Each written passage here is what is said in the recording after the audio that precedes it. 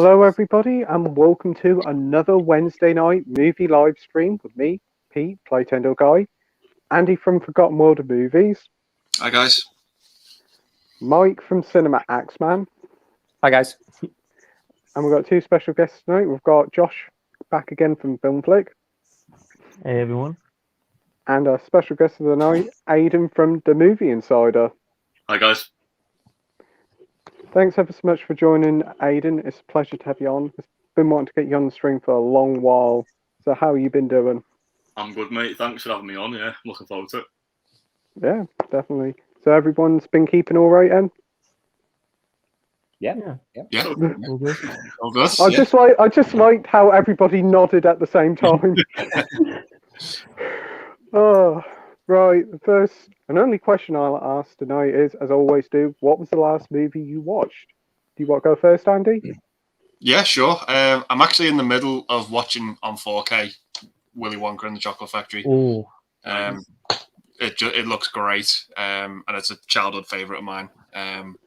One of my favourites. Love it. Yeah. Awesome. I bet the colours really do pop. Yeah. They are really something special with this. Yep. With that movie. Yeah. Are you noticing the difference for 4K and Blu-ray? Yes. Yeah. Very, very much so. I think it does tend to. Well, I've heard a lot of people say it tends to benefit the older movies, 4K, and 100%. because they're shot on 35mm print, Yeah. and it looks a lot better. Yeah, Awesome. absolutely. That's good to hear. What about you, Josh? Oh, first time watch today, Eternal Sunshine of the Spotless Mind, which it's just a masterpiece, really. I adored every minute of it. Charlie Kaufman knows how to write a movie, so Yeah, I loved it. yeah, great film. What about you, Mike? The last film I watched was Running on Empty. They just come out on the premium collection, so yeah, I watched that before. Yep, good film. Yeah, really good film. It's probably River Phoenix's finest hour. Oh wow! I know you like that film a lot, don't you, Andy? I'm a big fan of that film. Yeah, I love Running on Empty. Yeah. Oh, yeah, it's definitely one I will pick up when it's on the H&B 2 for 15 sale. Yeah. Yeah. And what about you, Aidan? Well, I tried to watch Spider-Man No Way Home last night, but it was like super late and I fell asleep. So the last film I actually watched completely was I've got The Edge of 17 with Hayley. Oh, Yeah, That's a great film. that's Yeah, a it was great. movie, that one. Yeah, it was good. Yeah. For me, I watched two films yesterday. I watched Batman 89 for the first time in years. Loved it. Thought Jack Nicholson was brilliant in it. I just loved how Tim Burton done the whole film. And then at about midnight, I decided to watch A Nightmare on Elm Street before I went to bed, which probably wasn't the best idea. But it was a great film. Loved it. First time watch. Really, really enjoyed it. I've heard the rest of the series is very up and down. Yeah. You can say that. Yeah. Three's probably the best one outside of the first one. I've heard 4, 5, and 6 aren't very good or very mixed. Didn't the first one have Johnny Depp? Yeah. Yes, it did. Yeah. Yeah, I thought so. Yeah, I think it's his first ever film role, isn't it? Because it says introducing Johnny Depp. Yeah. And his last ever role. Oh, yeah. Anyway, as Aidan, it's your first time on the stream. Would you like to promote your channel to people who haven't heard it before? Yeah, no problem. Yeah, if no one's heard me before, I have a channel, obviously, at DaMovieInsider. I'm on Instagram as well. I do normally post on there like my 4Ks and stuff, but I haven't for a while. I'm kind of trying to move house at the minute, so it's a bit everywhere. I'm sure you guys know what it's like. Yeah, absolutely. I'm like sat in the middle of mess at the minute, so. No. Oh, don't worry. I've lived in this house for over 20 years, and I'm always sitting in mess. But yeah, the link to Aidan's channel is in the description. Go and give him a subscription. Great channel. Oh, thank you. Amazing. Right, we are on to the comments now. And first up, we have Matt H saying, "Evening, gents. Have any of you seen the Adam Project on Netflix? Yeah. Nope. Nope.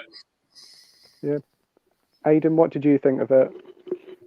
Yeah, I thought it was okay. I actually watched it after I seen IGN's score. I think they give it a 9, Yeah.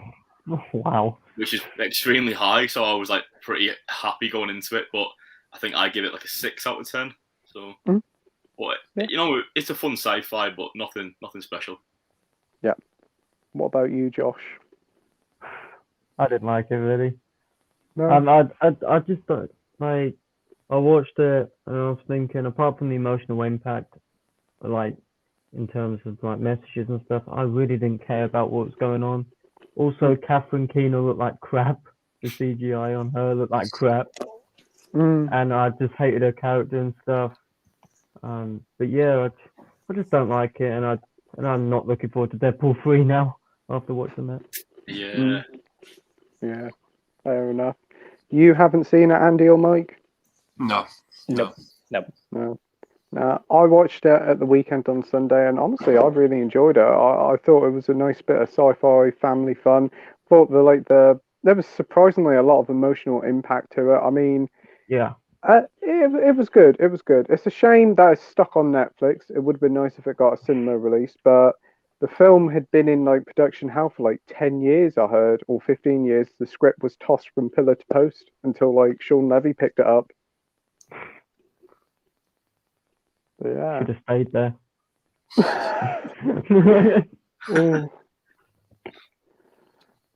Matt H says, I want to check out Death Sentence after your mini review the other day, Pete. Sounds like a good watch. Yeah, it's quite a brutal and really enjoyable James Wan film. I liked it. Definitely very underrated. Have you seen it, Andy? Yeah, I like it. It was one, I think I saw Jason talking about it and I picked it up and I really, really enjoyed it. Thought it was a great revenge film. Really brutal. Loved it. Yeah. Yeah, I agree. What about you, Josh? Have you seen it? No, I'm just looking at it now because I really don't know what it is. Yeah. What about you, Mike? Have you seen it? No, not yet. It's one I plan to see soon. Yeah. Yikes. Aidan? 36 on Metacritic. Yikes. No, I haven't. Is it on streaming or? Don't know. Not sure. I picked it up on eBay for about £4, brand new. It wasn't too bad. Fairly cheap. Garrett Hedlund's in it. Sweet. Yeah, I did look at the Metacritic score and I was like, oh no, what have I thinking of getting? And honestly, really enjoyed it. It's probably best not to look at the critics and just go in thinking your own thing, because IGN gave Adam Project a 9 out of 10. Oh. You and Aidan wasn't a big fan. Yeah. We've got Niels here. Hey guys, finally Wednesday. Nice. Thanks for joining, Niels. Great to have you on. Matt H says, what are some of your favourite YouTube channels? Non-film related or just in general? I don't know.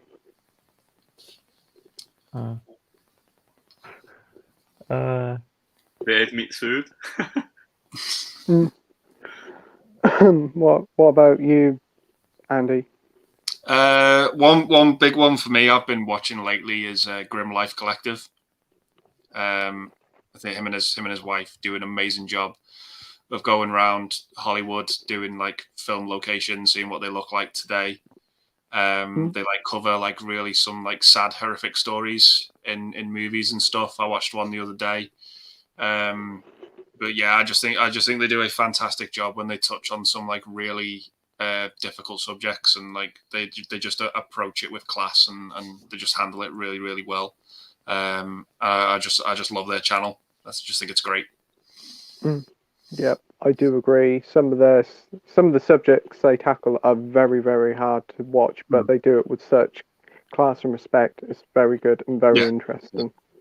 Yeah. What about you, Mike? I'm not too sure. I don't know if there's any sort of specific channels I watch. I just there's a lot of the Blu-ray YouTubers.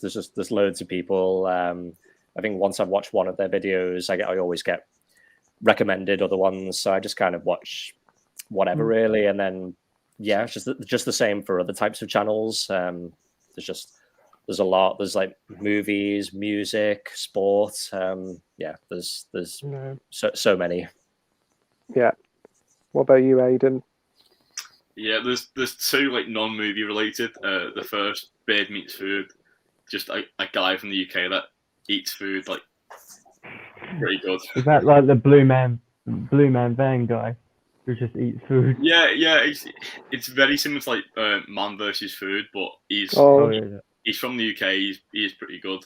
And then the other channel I watch is an American channel. I think it's called Hairy Tornado, and it's a couple that live in America that kind of go around to like yard sales and like car boot sales sort of thing, and they buy things to resell it. That's their job. But on some of the episodes, they get like vinyl or like video games, like proper like vintage video games, like Nintendo and PlayStation 1, and it's pretty cool. Yeah. Ooh, sounds good. What about you, Josh? So there's one called Brad Taste the Music, who does like album reviews and stuff, and that's where I got half my albums from, like from his recommendations. I also like Jamie Powell, of course. I like watching him all the time, and just stuff like that, you know. Another one called Sunny V2, who does like YouTuber controversies, which is pretty fun. He talks about like when YouTubers disappear and why, and stuff like that. Okay. So stuff like that is pretty entertaining. Sounds interesting. For me, I like watching like the whole of the Bluetooth community, all your guys' videos, as well as like all the gaming stuff. There's hordes of different gaming channels, but I do like this American one. I think it's an American one called Captain Midnight. I think he does. I know him. Yeah. He does like some sort of stories of like films that have flopped and all that, and it's quite interesting. I've been watching some of his stuff quite recently, so that's pretty good. We do have The View with Drew here saying, hey, what's up? Thanks for joining, Drew. Hope you're doing well. We've got Vince here saying hi. Hi, Vince. We've got the DVD and Film Bloke saying hi. Hi, mate. Hope you're doing well. Sorry, guys. I got a phone call real quick. Yep, that's okay. We've got Soph here saying, evening, guys. Hey, Soph. Hey, Jason. Hope you're both well. And congratulations on 700 subs, Jason. Yeah, wow. I didn't realise he'd just passed it. Yeah, just passed it about an hour ago, so congratulations to him. Well deserved. Yeah, absolutely. Yeah. Edward says, evening everyone, hope you're all well. What is Sandra Bullock's best movie? Ooh. Good question. Yeah. Speed 2.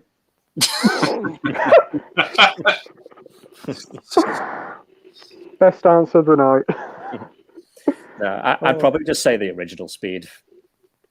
Isn't there one called The Blind Side? I think I remember watching that. That's pretty good. I was just about to say that. Yeah, that's quite emotional. That film as well. Yeah. She's in that new one, isn't she, with Channing Tatum and Daniel Radcliffe? That doesn't look very good. So what about you, Andy?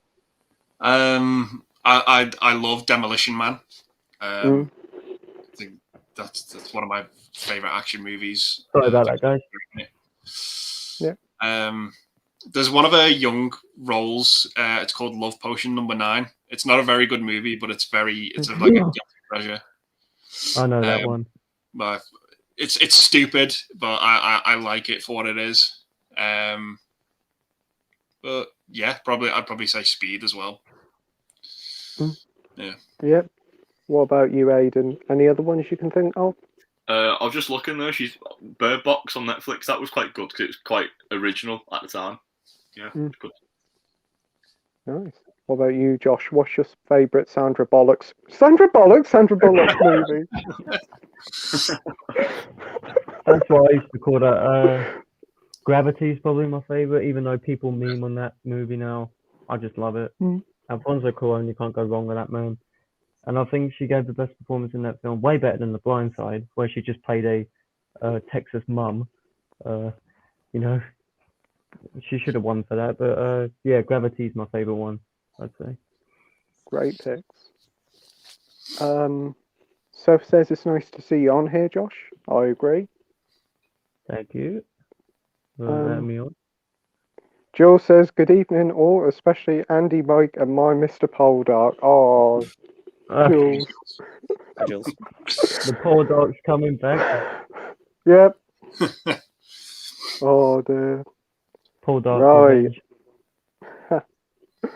DVD and Film Bloke says, I did bite the bullet and buy Halloween 3 on Blu-ray. Avoid all UK copies like the plague, since they are heavily cut for no reason, and the DVD was cropped. Wow. Yeah. Have any of you guys got Halloween 3? Got it on DVD. Yeah. I actually quite like Halloween 3. It's one of my favourite ones. Yeah. Is yours a UK copy or is it like an import? Yeah, I've got like a DVD box set of Halloween somewhere. It's got like the first 5 movies and H2O. Oh, that's not too bad. Yeah, quite like Halloween. Avoid Resurrections. Yes. And the Rob Zombie one? Yeah. Which I've heard suck. Yeah. You seen Halloween 3, have you, Mike? Yeah, I love Halloween. It's probably my favorite Halloween movie. Yeah, I had it on DVD. It was a really old copy. Picture quality was awful. And I've got it on Blu-ray now. I think it's an American one. It's not the Scream Factory one. It's somebody else of it, but it was region free. And yeah, the transfer on that's pretty good. That's good to hear. What about you, Aidan? Have you seen Halloween 3? Yeah, I've seen the movie. I don't own it, unfortunately. Nope. Josh? Nah, I've only seen I've seen a little bit of the OG one. I'm not a fan of the franchise, to be honest. It's not my horror franchise. Either is any, really. Yeah. Yeah, I haven't seen that one.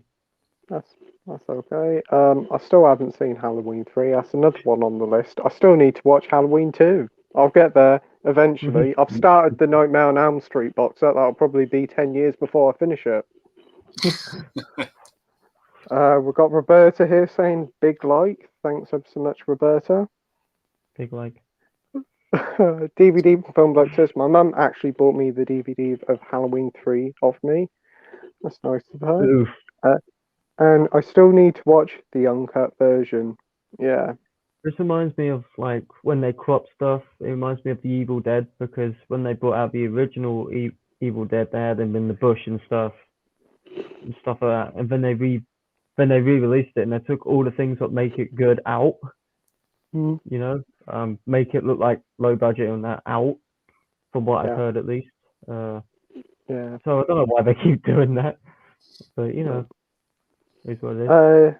DVD and Film Bloke says, also saw the original Death Wish. It was a pretty good action film. Yeah, I agree. I watched it for the first time last year. Really enjoyed it.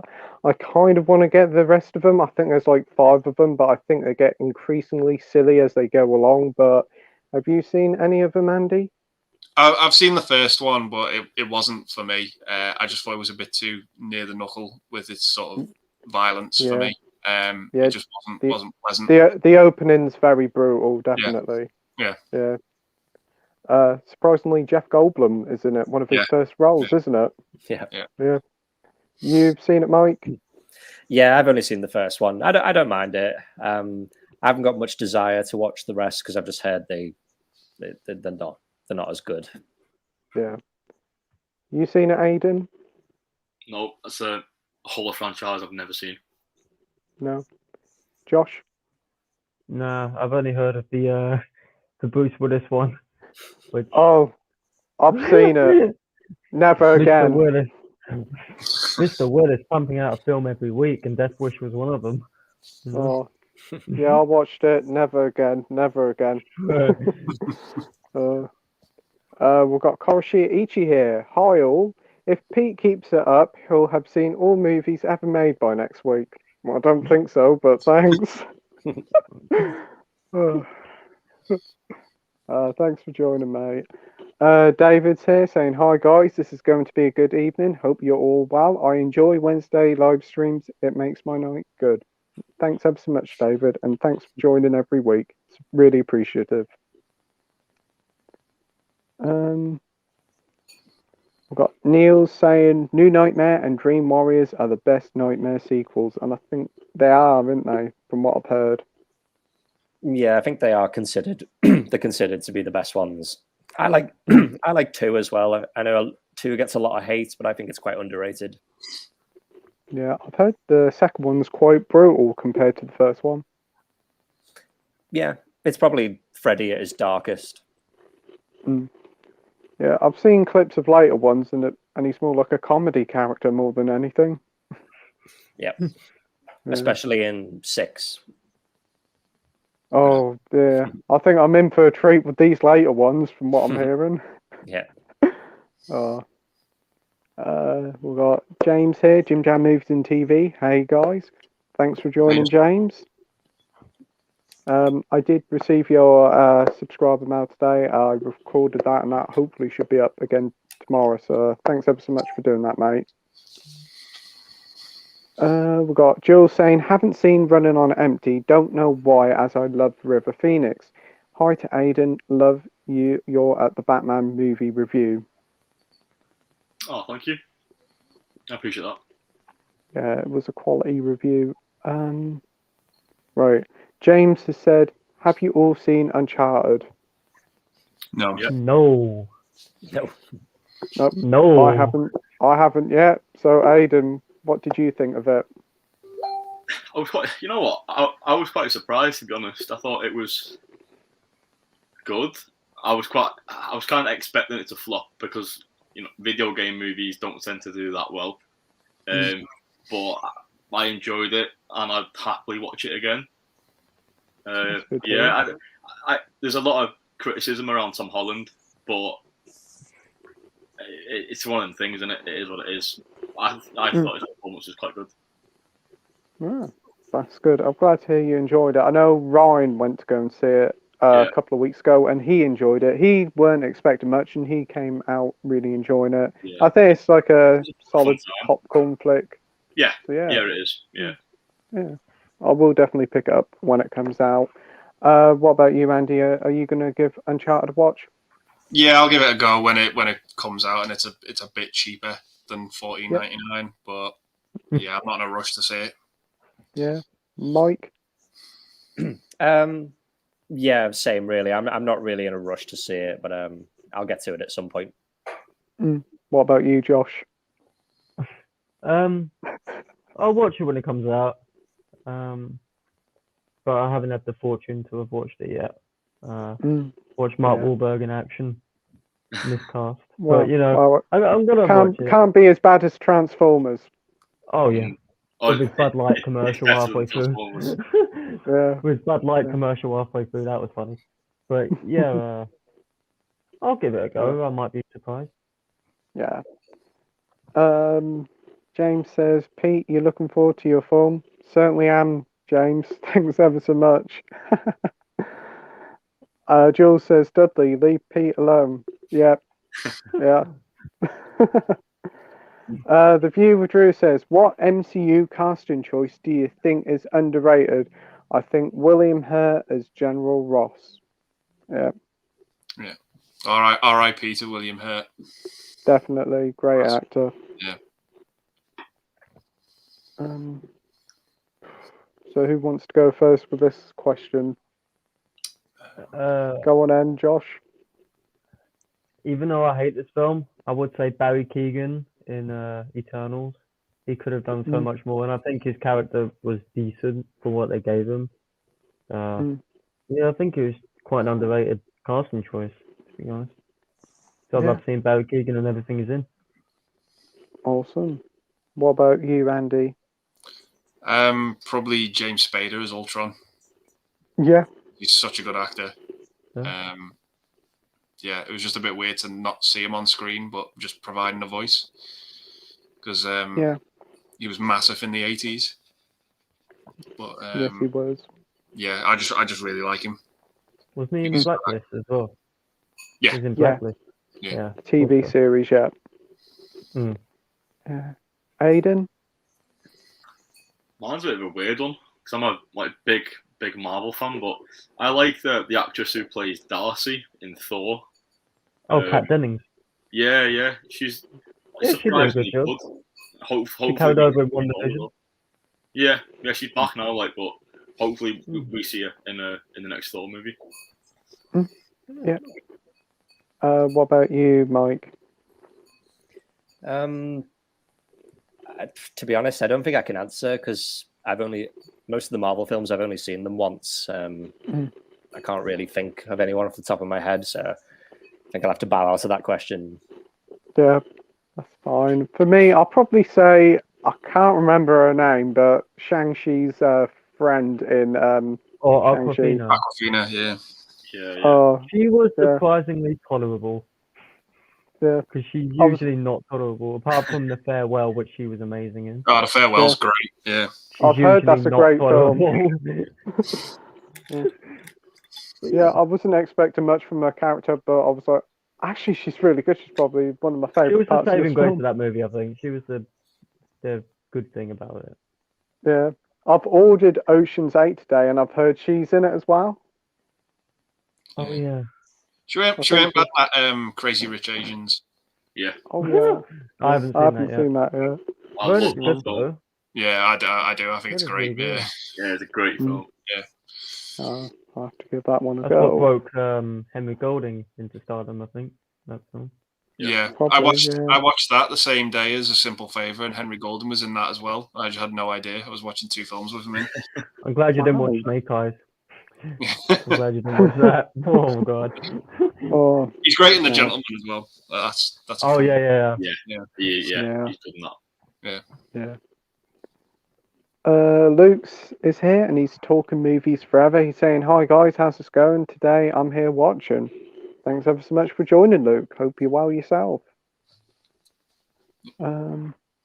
Mike says, "Love that channel too, the Grim Life Collective." Yeah, Grim Life's awesome. Yeah, quality channel. Definitely That worth sounds like that channel watching. Body Count or whatever it's called, where they talk horror movies and then talk the body count in them. How many people die in them? It's, Dead Meat, isn't it? Is that what it's called? Something like that. Something like that. Yeah. Yeah. We've got David saying, "Hi, Jim Jam Movies and TV." We've got Evander here from Slow Reviews. Hey guys.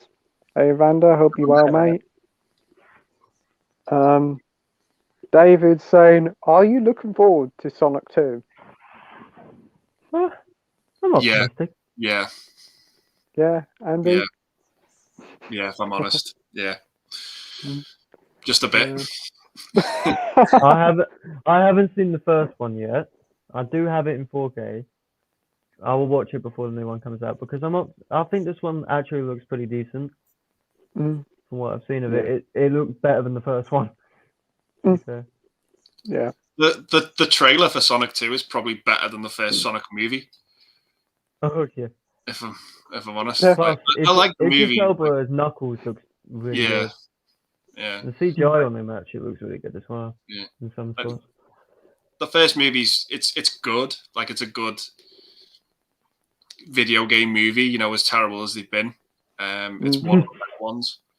It's just a bit of fun at the end of the day. Yeah, The first one is. Yeah. Don't expect like anything profound or deep. It is what it is, you know. But this trailer's got me excited for it. Definitely. What about you, Aiden? I'm the same as Josh. I've not seen the first film, and I've not seen the trailer yet for the new one because I've heard it's great. So I plan to watch the first film and then watch the trailer. I think that's how I'm going to do it. That sounds like a good idea. You're in for a treat. I love Sonic though as a kid. I thought the games were great. Yeah. We had strangely by me when I was a kid. I don't know if it was the same for you guys like around the UK, but in McDonald's when I was a kid, we had like PlayStation 2s like built into the wall. And, Yeah. What? Yeah. I can remember that. Yeah. McDonald's now are so boring. Yeah. McDonald's used to have old Nintendo 64s and all that plugged in. They like plugged into the wall, little TVs. You could go and play 2-player with like your mate. They had Sonic on there, a few other games as well. But I remember Sonic was in there for at least 6 to 12 months. It was ridiculous. Used to Yeah. play that all the time. Yeah, I can remember that. Damn, I Now, want back then. now McDonald's is boring. Yeah, Yeah, yeah, now McDonald's are just selling books in their Happy Meals. yeah. Mm. Oh, Yeah.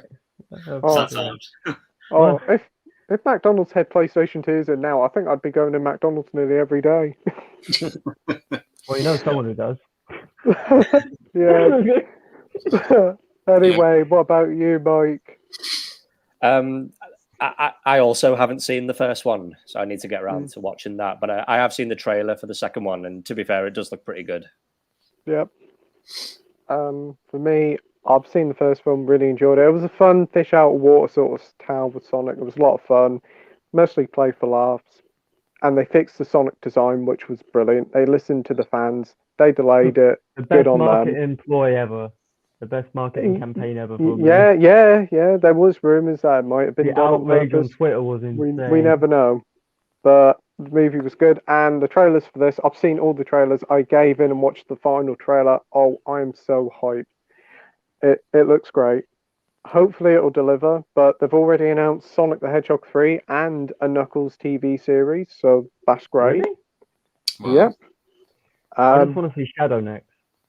That's all I want to see. I wouldn't be too surprised that'll happen. I wouldn't be too surprised. McDonald's are going to be releasing some toys next month, but be careful because they're supposed to be spoiling the film, the finale of the film. So don't look online. But yeah, not too long to go, is it? I think it's only about 2 or 3 weeks. I'll delete isn't it, Twitter then.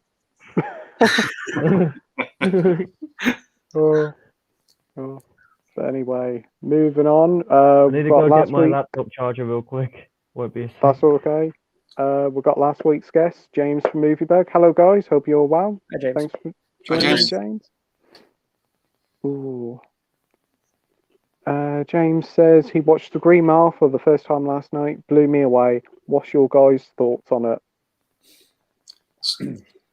It's one of the best movies ever, in my opinion. I picked up the 4K special edition that came out, I think, last week or the week before.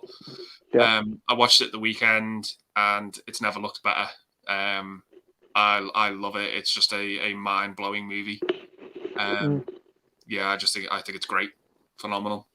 One of Tom Hanks's best. Totally agree.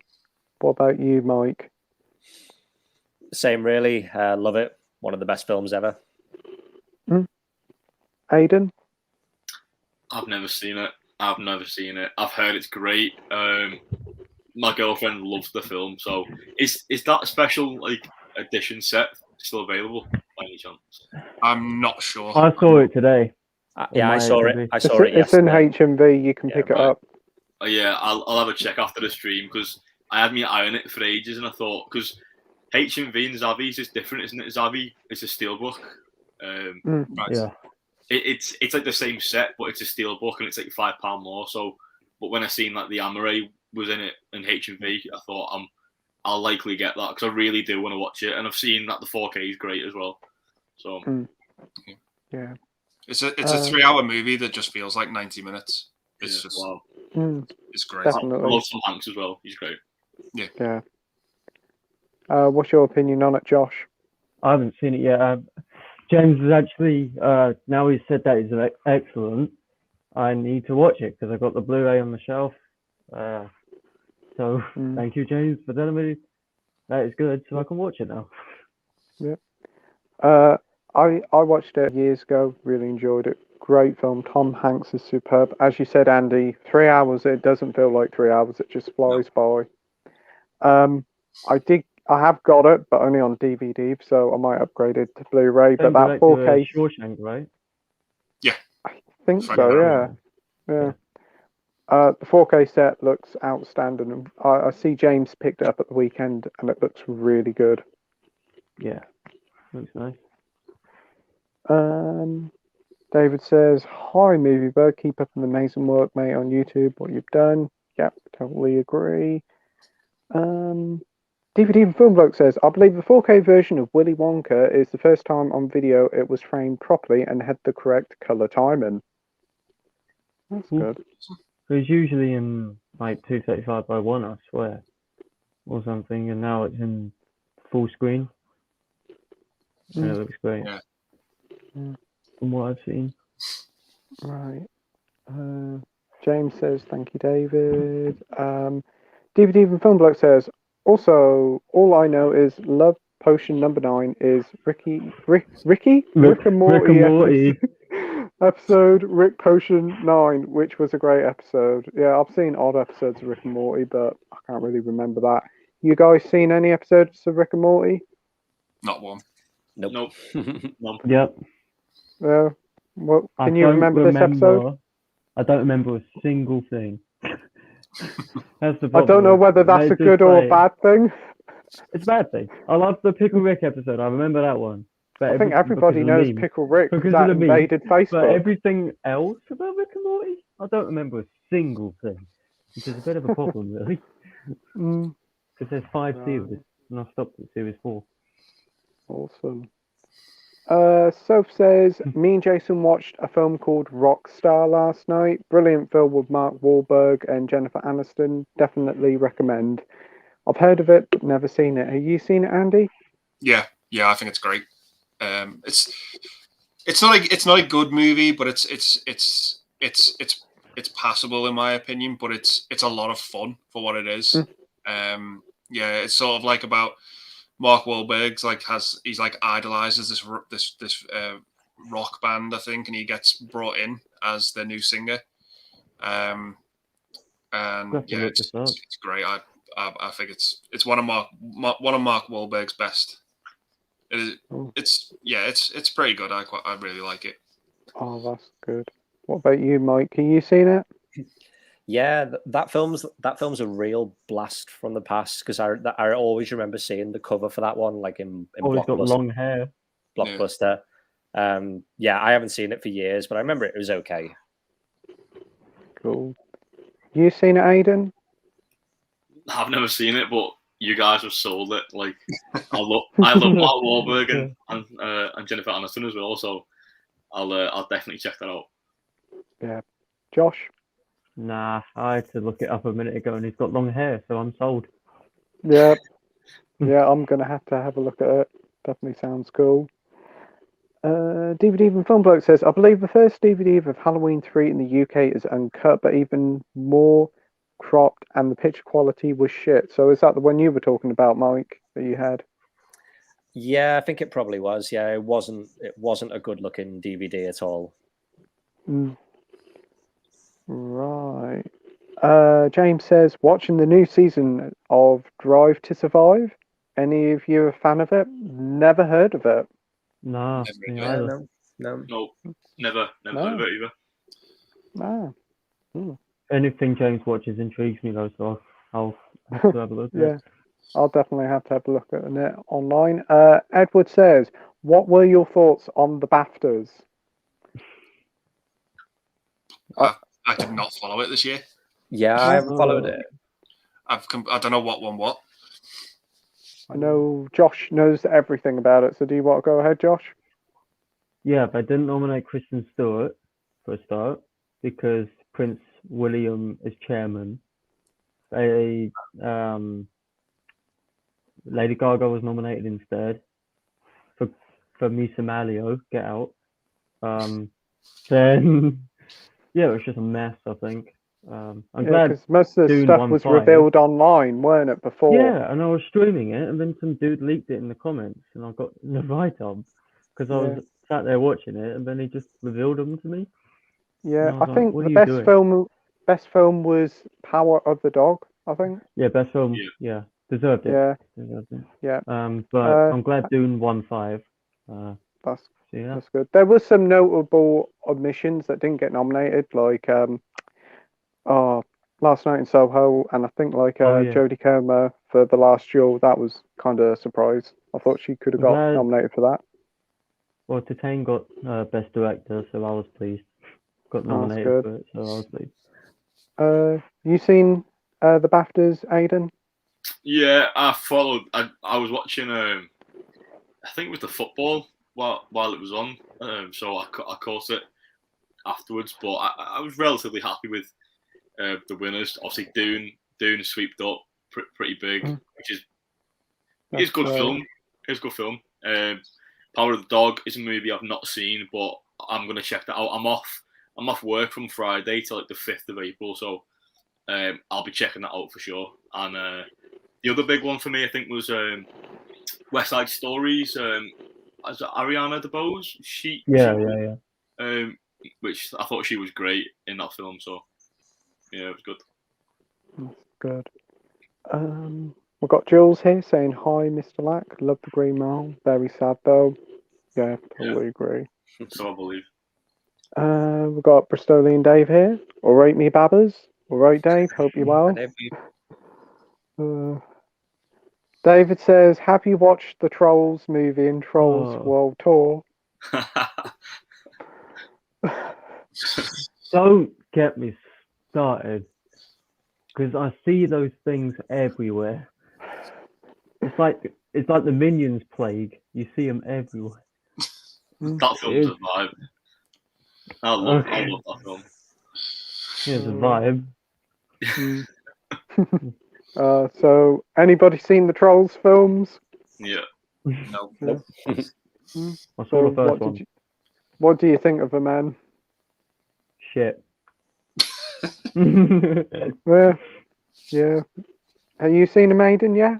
Yeah, I thought that the first one was okay. I wasn't a big fan of Trolls, but World Tour, something about that film I just thought was insane. I thought it was just so good, like stupidly good. Like it's at the end of the day, it's made for kids. Do you know what I mean? Like I'm 24 now, so you know I don't really care for it, but I watched it with Lucy and it was just so funny, and the music's quite good in it. It's cheesy, isn't it? But yeah, it's good. James Corden is in it. Enough said. Nah, I haven't seen. Not really been a film that I've been on about. Oh, I like some of the renditions of the songs and stuff, but yeah, the film itself is just whack. Yeah. James says, "Hello, Jules. Yeah, very sad, but incredible film for sure. Definitely." I will find out. DVD and Film Bloke says, "I have the US Blu-ray from Universal. It's region free. When I say cropped, I mean the aspect ratio cropped." Ooh. Right. Ooh. Jules says, "I doubt Kirsten Stewart will win for Spencer. Absolutely gutted." It's gonna make me angry thinking about it. Because Jessica Chastain's in the lead right now, and she was embarrassing in Eyes of Hammy Faye. She was embarrassing. Wow. So if she wins, I will lose my shit. Because Kristen Stewart was so much better than all of them. But you know, the Oscars have to choose the wise one, don't they? Jules says, "To be honest, it was such a first-class film, The Green Mile. I mean, quality. Definitely. You're in for something special when you watch it." DVD and Film Bloke says, "The bit in Halloween 3 when the guy has his head crushed near the beginning was cut on the DVD, and there is a noticeable jump in the music. Sticks out like a sore thumb. It isn't even that gory. The BBC has... The BBC? The BFC? Come on, man. Has given Halloween 3 a 15 rating uncut in the past. They have never demanded cuts. It's always pre-cuts for some reason." Yeah, I think I remember you said something about that last week. It is odd. What about you, Mike and Andy? What do you think? Yeah, I mean that death scene he's referring to, it isn't very gory, but I think it's just the nature of his death. Like it's quite a horrific one. So I can maybe understand if they had to cut parts of it, but yeah. Right.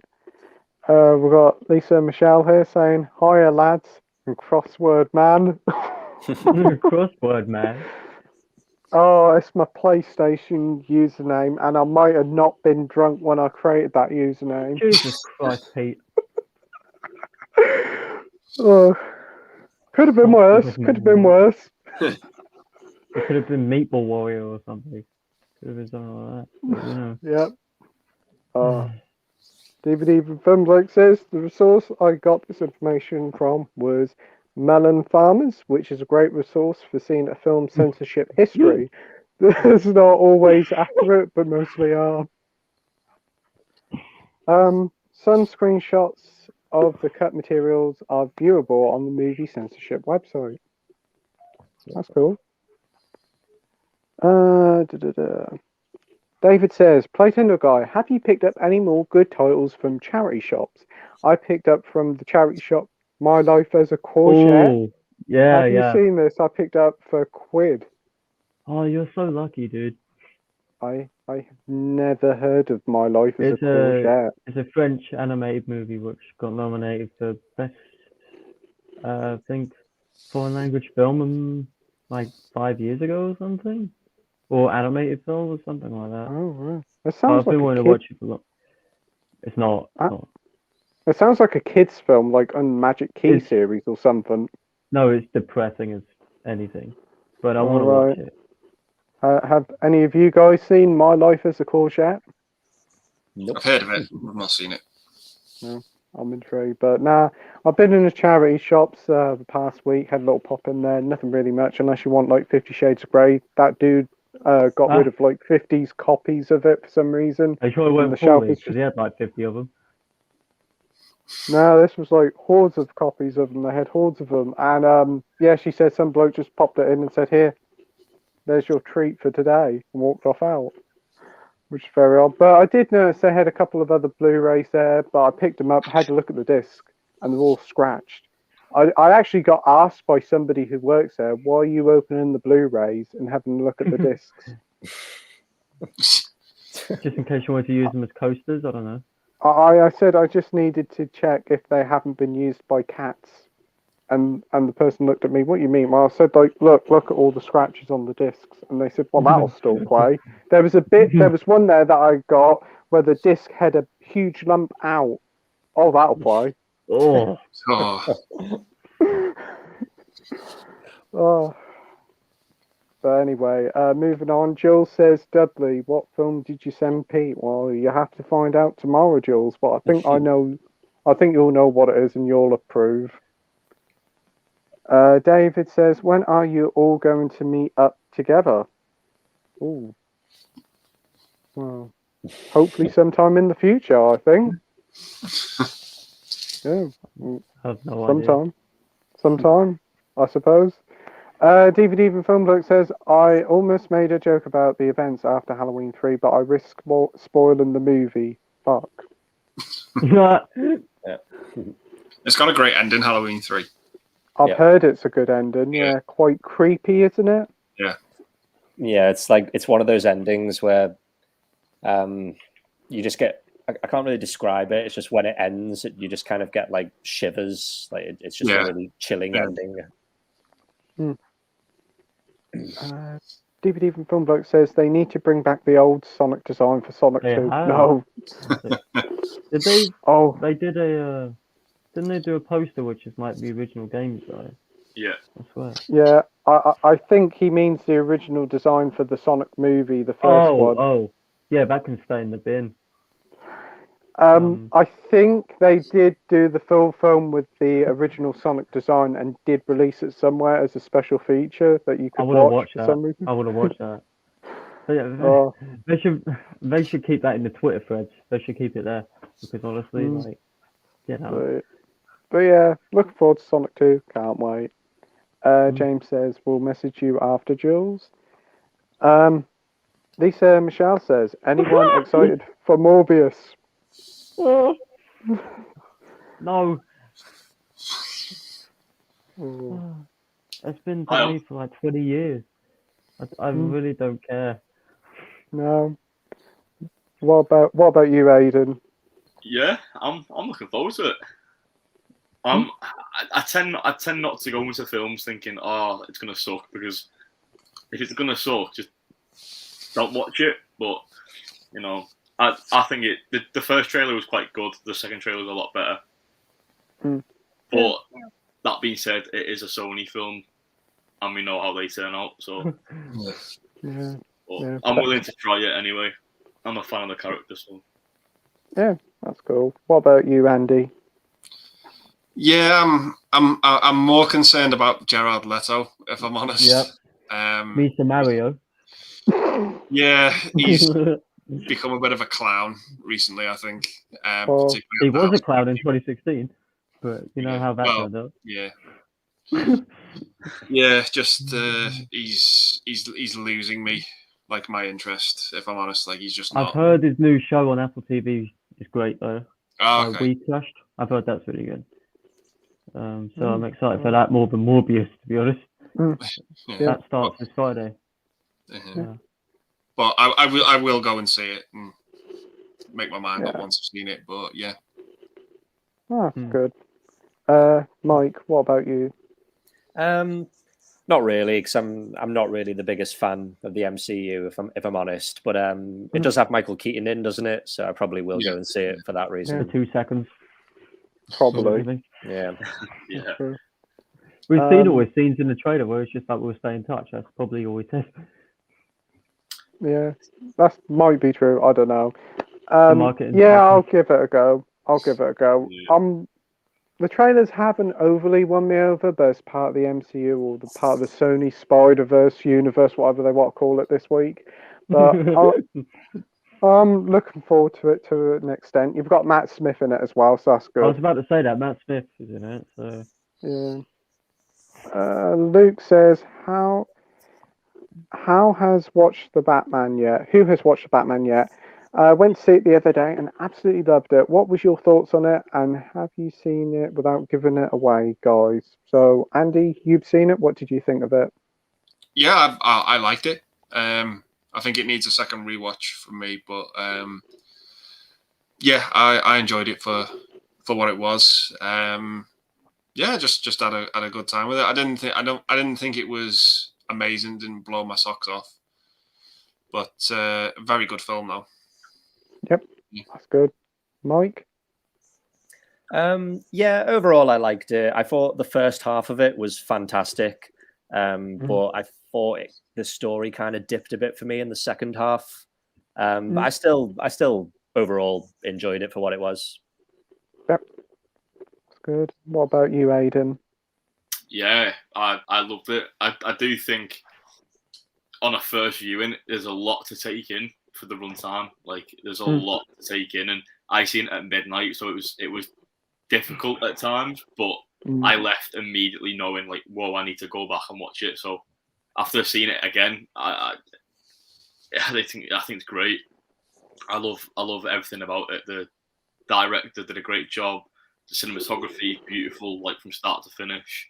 The soundtrack as well, like the main song that we hear throughout the film. Yeah, I'll never get tired of hearing that. Yeah, So I agree. Josh? Yeah, I just think it's a great movie. Matt Reeves never disappoints. Cinematographer Dune came onto this and nailed it. Michael Giacchino's score is unique. I just love the Riddler as well. I just think it's a great movie. It does have some cringe moments with Batman and Catwoman, but apart from that, I think the movie's just a great film, and look forward to watching it again. And I understood it a lot more second time. Yeah, that's good. Yeah. I watched it. Yeah, I really enjoyed it. I thought it was definitely a much more of a detective drama than a superhero film. I really enjoyed it. Atmosphere was superb. Robert Pattinson knocked it out of the park. The whole cast did, to be fair. Definitely can't wait until the Blu-ray comes out, and I'm very, very tempted to go and see it again before it comes out in physical. Right, DVD from Filmbloke says McDonald's had dance parties and alien sex doll and bear suits. Oh wait, that was Mac and Me, Mac which and Me. I've never seen. I've heard it's really shit. Jeez. Wow. All I've seen is that dumb-looking fucking alien from it. That's it. The ET rip-off. That's all I've seen from it. Poundland ET. Pretty much. Yeah, it's 99p store. Yeah, 99p I think it's store. like these aliens where it's like on the planet all they eat is McDonald's and Coke. Wow. It's like the most shameless plug for McDonald's you'll ever see. I need to find this movie. Well, it's in the title, Mac and Me. Yeah. I need to see that. I'm surprised they didn't start with Big Mac and Me. Yeah. So, I'm intrigued by it, but the alien looks horrific. It looks like stuff from nightmares. Yeah, it's horrendous. The movie has the balls to set up a sequel as well. Oh, Yeah. Or what Yeah. do they Big do? Mac Go for to me. Burger There you King go. the next time? No, it's just I won't spoil what happens, but it does set up for a sequel the way it ends when it's it just should be like called Mac and Cheese, wow. the next one. Yeah. Yeah. Have you seen Mac and Me, Mike? No, I've heard about it, but not seen it. Yeah. What about you, Aiden? No, doesn't sound like it's anything I'd like. And I gather you haven't seen it either, Josh. No, but it looks hilarious, and I'm gonna find it. I'm gonna make sure I spend all my time trying to hunt this thing down. That's what he's going to be watching next. If I can find it anyway. David says, have you watched Mortal Kombat film? 3 movies, and what do you think of the 3 Mortal Kombat films? Andy, what do you think of them? My favorite one's the 1995 one. Yeah. I don't think it's perfect, but it's one of the better video games we've got. The opening music theme is fucking amazing. Yeah, I just think I think it's good. It's a good fun time. Second one's one of the worst films ever made. Annihilation. It's awful, but yet so entertaining. And I thought the new one was all right. Yeah. I can take or leave it. I'm not a big fan of the game. I've never played it, but I enjoy the movie. I enjoyed the first movie. Anyway, for what it is. Yeah, a lot of fun with it. That's good. Mike? Yeah, I love the first one. It's nostalgia for me. I know it's not a great movie, but it's just a lot of fun. And yeah, the second one, it's not good. I think I've only seen it once or twice at the most, and yeah, it's bad. And the new one, I enjoyed it. I'm looking forward to see where they go with the sequel. Yeah. What about you, Aiden? Yeah, I've never played the games. Besides from maybe in a McDonald's. Mac and Me. Yeah, Mac and Me. But the new movie is the only film I've seen, and yeah, I've got no knowledge of Mortal Kombat, but I really enjoyed it. I thought it was a good time. I've got the 4K as well, but not viewed that yet. No, that's good. That's good to hear. What about you, Josh? Have you seen any of them? Saw the new one. I played Mortal Kombat 11 on Xbox a while ago. Really liked it. I didn't like the film that much, honestly. I liked parts of it. The opening is really good. Yes. Very brutal, sort of Japanese-inspired action. But the rest, the dialogue, is written by Junior, I swear. I just didn't like it, really. I liked segments, if you will. But a lot of it was just like amateur junior written stuff. Yeah. There's a first time screenwriter and director, so I guess that's what you expect. Yeah. For me, I've seen all of the Mortal Kombat films. I've seen the 2 animated ones. They were pretty good. The original Mortal Kombat is arguably the best, mainly because it's just a lot of fun. It's a perfect 90s over-the-top film. Doesn't take itself too seriously. Superb theme song. You've got great characters. I always like the line, "Your soul is mine." I just love that so much. Or Get Over Here, of course. Yeah. Get over here. Yeah. Mortal Kombat Annihilation should be annihilated. It's awful. The new one, I enjoyed it. It was fine. It was like an introduction to Mortal Kombat without a Mortal Kombat in it. There were some good brutal moments in it, but I'm looking forward to where they're going with the sequel. My mum, who does not like the games one little bit, who think they're way too violent for what they are, she absolutely loved this new film. She was like, "Get in there, finish him." I said, "You know that's what they say in the game, innit?" She said, "Do they?" I admire that they actually brought in the fatalities this time, fully. But I do think they looked horrendous a few times. But yeah, it was made on quite a low budget, though, didn't it? It wasn't like on a very 50 high mil or budget. something. Granted, it looked decent, quote unquote, for what they had. It looks better than Eternals. Let's just put it that way. Oh, Kano and Shang-Chi. was brilliant in the film. Kano was brilliant. He was Well, fine. Yeah. He was just like a man with Tourette's. I thought. You Edward says, "What's your thoughts on the new Mike Myers Netflix series called The Pentablet. I have never heard of it. No, I've not heard of neither. it. I've Yeah. heard about it. I just haven't seen anything about it yet. I think most people want Mike Myers to do another Austin Powers because they keep teasing it with like Dr. Evil popping up all over the place. I had an advert on Facebook the other day, Dr. Evil promoting an electric car. I'm like, Yeah, that was what? from the Super Bowl. Yeah. It's hard to think that the last Austin Powers movie was 20 years ago. Yeah, it Yeah. had Tom Cruise Yeah. and Gwyneth Paltrow. That's funny. Luke is looking forward to Sonic 2. Yeah, I don't blame you, mate. It looks really good. Matt says, "Great to see you on the stream again, Josh. Your hat makes you look like a skinny fuck's version of Harry Long." Fuck's sake. Thank you.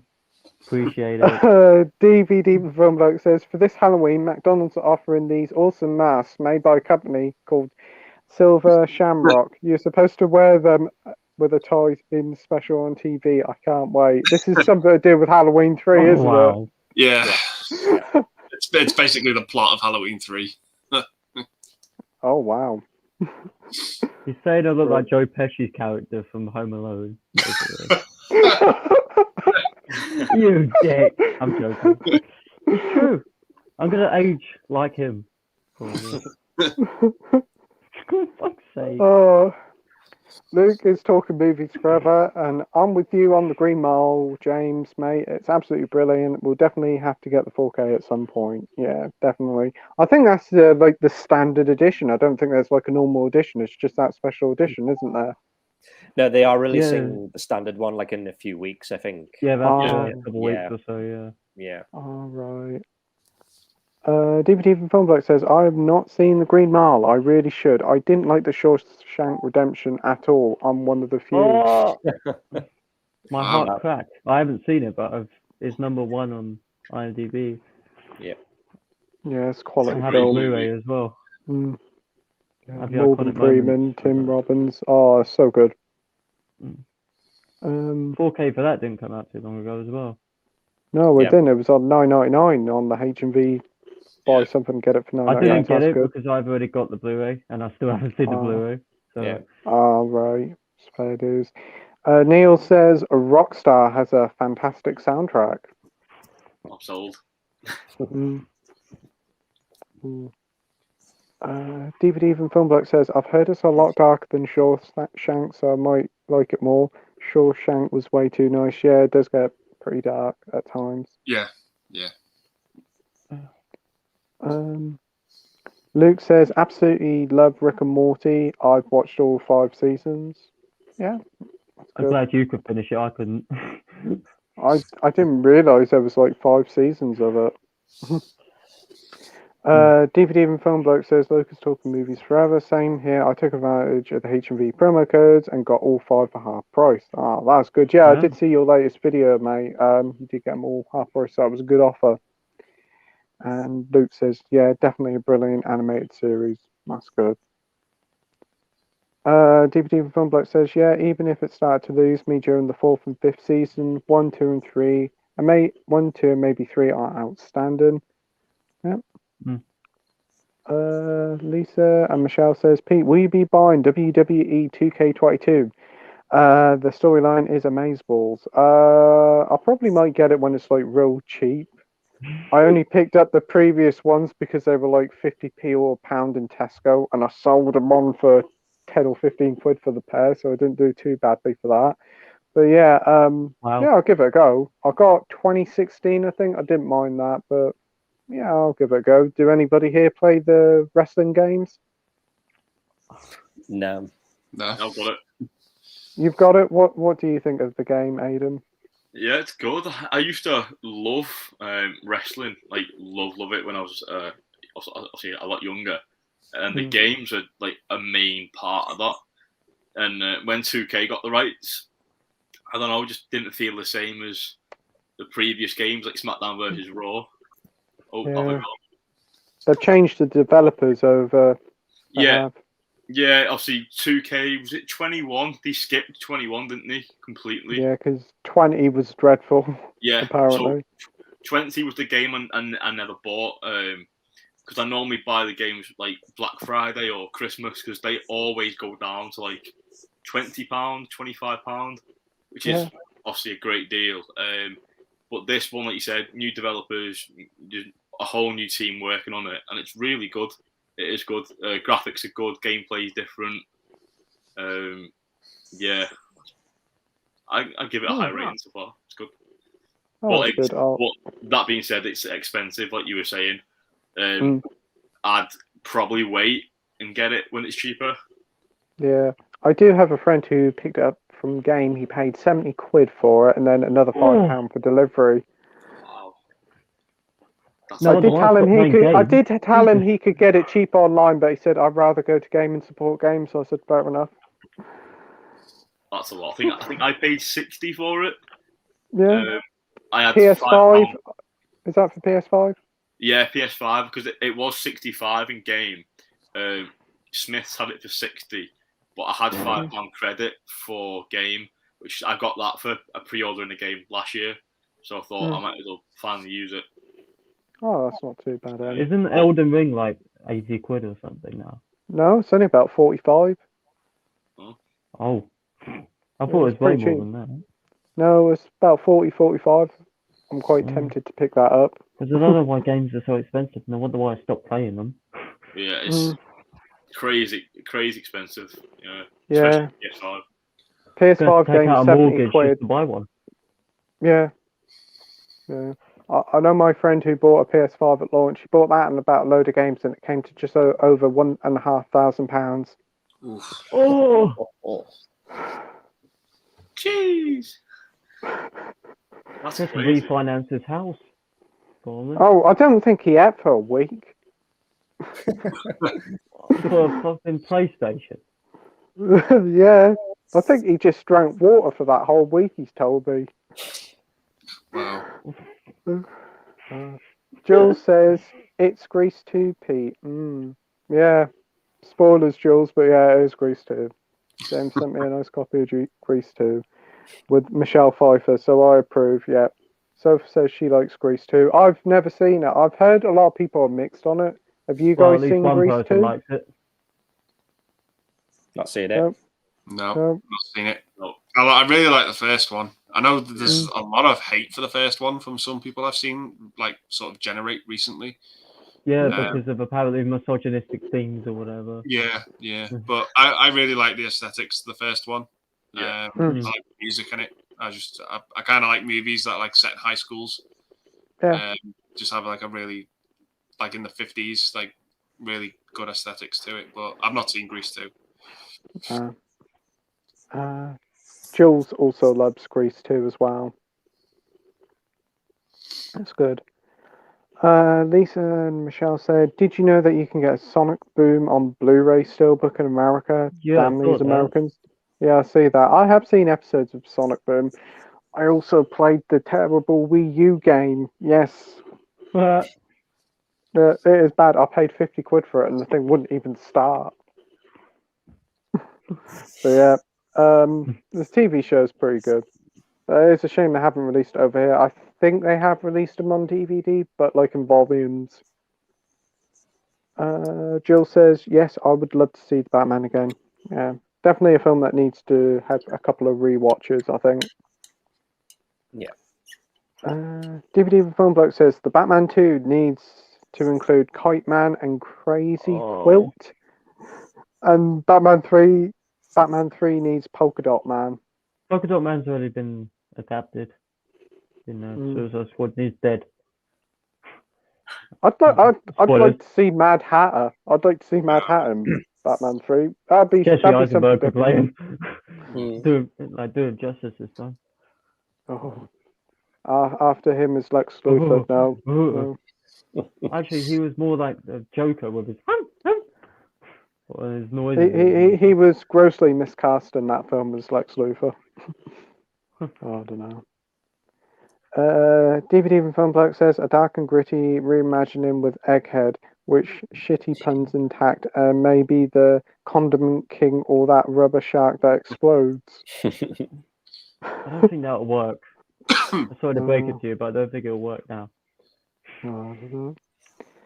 Lisa Michelle says, I love Mortal Kombat. I played nearly all the games and I own the 3 movies plus the animated one. It's amazing. Yeah, Scorpion's Revenge is really good. The Battle of the 5 Realms, less so. It looks good, but the problem is it tries to fit about 3 or 4 movies into about 70 minutes and it just doesn't work. Ooh. Have you guys seen the animated Mortal Kombat films? Nope. No. The first one's quite good. I recommend that one, but the second one. DVD and Film Bloke says, "My God, for all Batman's iconic villains, he had a crap ton of shit villains." Yeah. Okay, King Tut's good for a laugh. Oh, gotta get me started on King Tut. Isn't there one called Killer Moth? Yep, Kill him off. Mark Hamill voiced him in a character which is supposed to be like him in SpongeBob, which is quite funny. Yeah, there is one called Killer Moth because I can remember Lego Batman. There was a character called Killer Moth, and they always used to make fun out of him for being a terrible villain. He was afraid of sunlight or something, or flashlights. Yeah. I like the ones in the animated series, the Terrible Trio. Oh yeah, Yeah. they're good. Lisa Michelle says, "Do you think Street Fighter should get a reboot?" What do you think, Andy? No. In terms of like a movie, Yeah. I don't know. I mean that I kind of like the '94 one for what it is. I know it's not great, but Raul Julia makes that movie for me. Yeah, I agree. Yeah, but a reboot, I don't know. What about you, Mike? Yeah, I don't know either because I feel like Street Fighter. I feel like it kind of lacks that cinematic quality that Mortal Kombat has. I think it's quite easy to make a movie out of Mortal Kombat, but Street Fighter. I mean, I wasn't really a big fan of the game, so I can't be sure, but I feel like there's not really much of a story with Street Fighter, and I don't know. I can't really imagine it. Not really much of one. No. Yeah. What about you, Aiden? Yeah, I've never really played the games. I know it's got a fairly big following, but I just can't see it as a movie in 2022 or way further down the line. I just can't see people wanting to go watch it. Yeah, I'd leave it what it is. Yeah. Josh? I've never played the games. All I know about is Hadouken and Ryu. That's it. Hadouken, yep. Otherwise, don't care. Yeah. I know they got the Van Damme one, right? Yeah, that's Van Damme one. Yeah, that's 94, isn't it?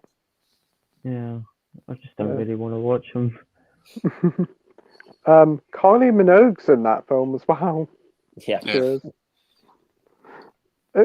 It's a lot of fun, that film. It's daft, it's stupid, it's typical 90s, but it's a lot of fun. Raul Julia was brilliant in it. I think that was his last film, weren't it? Yeah, because he was dying at the time when that film was being made. Yeah, I think the main reason why he wanted to do it was because his kids wanted him to do it. Yeah, because kids were a big fan of the film, so he done it as like a final thing for him. So that's good. We are getting a new Street Fighter game announced. That's just been announced a couple of weeks ago. So maybe, because that looks like it's going down a more cinematic approach, so maybe that could lead to something happening with a film. I mean, we've had Resident Evil, we've had the quality of Monster Hunter coming to the big screen. So oh yeah, beautiful. But yeah, we could get a Street Fighter one. I don't know. It's not a movie, video game franchise I definitely want to see, but it could work. We'll have to wait and see. We have Jamie Powell here. Hello, everyone. Hope you're all Jamie. well. Hi, Hey, Jamie. Jamie. Thoughts on the Batman? Great film. Yeah. Yeah, great. Yeah. I think we're all in agreement that it's a great film. Could do with a second rewatch, I think. Yeah. I've pre-ordered that HMV 4K Steelbook. What, the Cine edition or whatever it's called? I think so. I'm not sure. It might just be the standalone one. But Right. yeah, I've really enjoyed it. Yep, that's good. Mike? Yeah, same really. I enjoyed it. I had a few issues with the second half, but I thought it was pretty good. Aiden? I'm gonna get it on physical media. Yeah. I've pre-ordered it's HMV exclusive, isn't it? But it's Yeah. it's not a Cine edition. It's just exclusive to them. But it's got Oh. 4 art cards, a slip box as well. Hmm. But there's I think 2 other steel books that are coming out as well, and Okay. I love the movie, so I kind of want them all. But I think at the minute, one's exclusive to America and one's like France or Germany. So Yeah. but yeah, I love the film, so I definitely want to pick it up. Mm. I've got a few Funko Pops as well, so. Oh, that's cool. I've seen some of the Funko Pops about, and I'm like, oh, do I get them? Do I not? I've got one sitting there as well. Little cotton one. Oh, nice. yeah. Yeah, I see the Batmobile one. I was like, oh, Yeah. I kind of want that one. What about you, Josh? Will you be getting it when it comes out on physical? Probably, I'll probably just get the standard Emery, to be fair. Hmm. 'Cause, Yeah. £35 is a bit steep for me. Yeah. But, you know, plus it will go with my other ones, so. That's good. Yeah, love the film. Thought it was great. Like to go and see it again. Definitely gonna pick it up when it comes out on Blu-ray. I think it'll be June time when it comes out. So Yeah. day of release, I'll be there picking it up and watching it probably straight away again. Sounds right. Yeah. Jamie also says, "What's the next big cinema release for you guys? So what's the next thing you're going to see at the cinema?" Oh, Good question. I know. Probably the new Fantastic Beasts or the new Sonic. Yeah. Josh? I'm seeing X on Friday, the new A24 Ooh. horror film, which I'm so excited for. Yeah, that And I does look kind of good. wanna go see Ambulance by Michael Bay because it looks so dumb. And yeah, I'll probably go see that. But I want to try and track down Worst Person in the World in cinema if I can. Yeah, I've heard of this Michael Bay ambulance film, but I have not It seen a looks dumb trailer as for fuck, it. but it looks dumb. But I'm excited to watch it because of how stupid it looks. Yeah. What about you, Mike? What's the next film you're going to see at the cinema? I'm really looking forward to that Northman film. Oh. Robert Eggers film. Yeah, that looks pretty good. Yeah. Now, what's this thing about? Is it Nosferatu? They're supposed to be remaking that with it. Yeah. I've heard. Well, I think I don't know if that's confirmed. I don't think it is. I think they've talked about it, but I don't think there's anything confirmed. They've spitballed the idea, but people would just ban posting it, sort of thing, and people think it's real. Yeah. Yeah. Because I kept seeing this this poster everywhere, and I was like, "Oh, has this been announced?"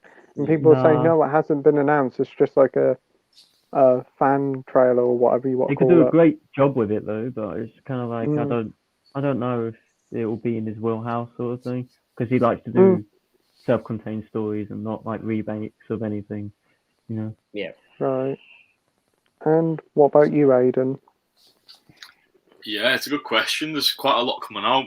Like Josh said, the film coming out on Friday. X is it called?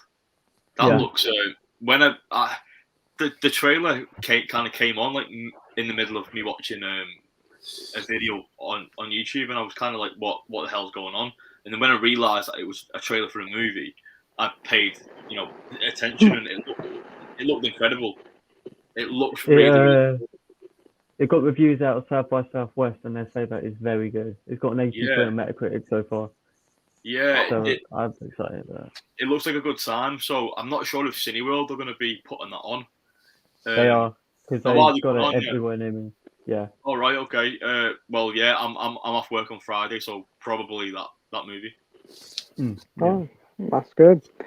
For me, I'm probably going to say either Fantastic Beasts or Sonic 2. Probably more or less Sonic 2 because I am looking forward to the next Fantastic Beast, but after Secrets of what is it called now? Crimes of Grindelwald. I'm a bit. Crimes of Johnny Depp or whatever it's called. I don't know. Oh no, yeah. Yeah, that was such a boring film, and I thought it would be a great idea to watch the extended cut, which was even worse. Wow. How much longer is that? Like 5 minutes?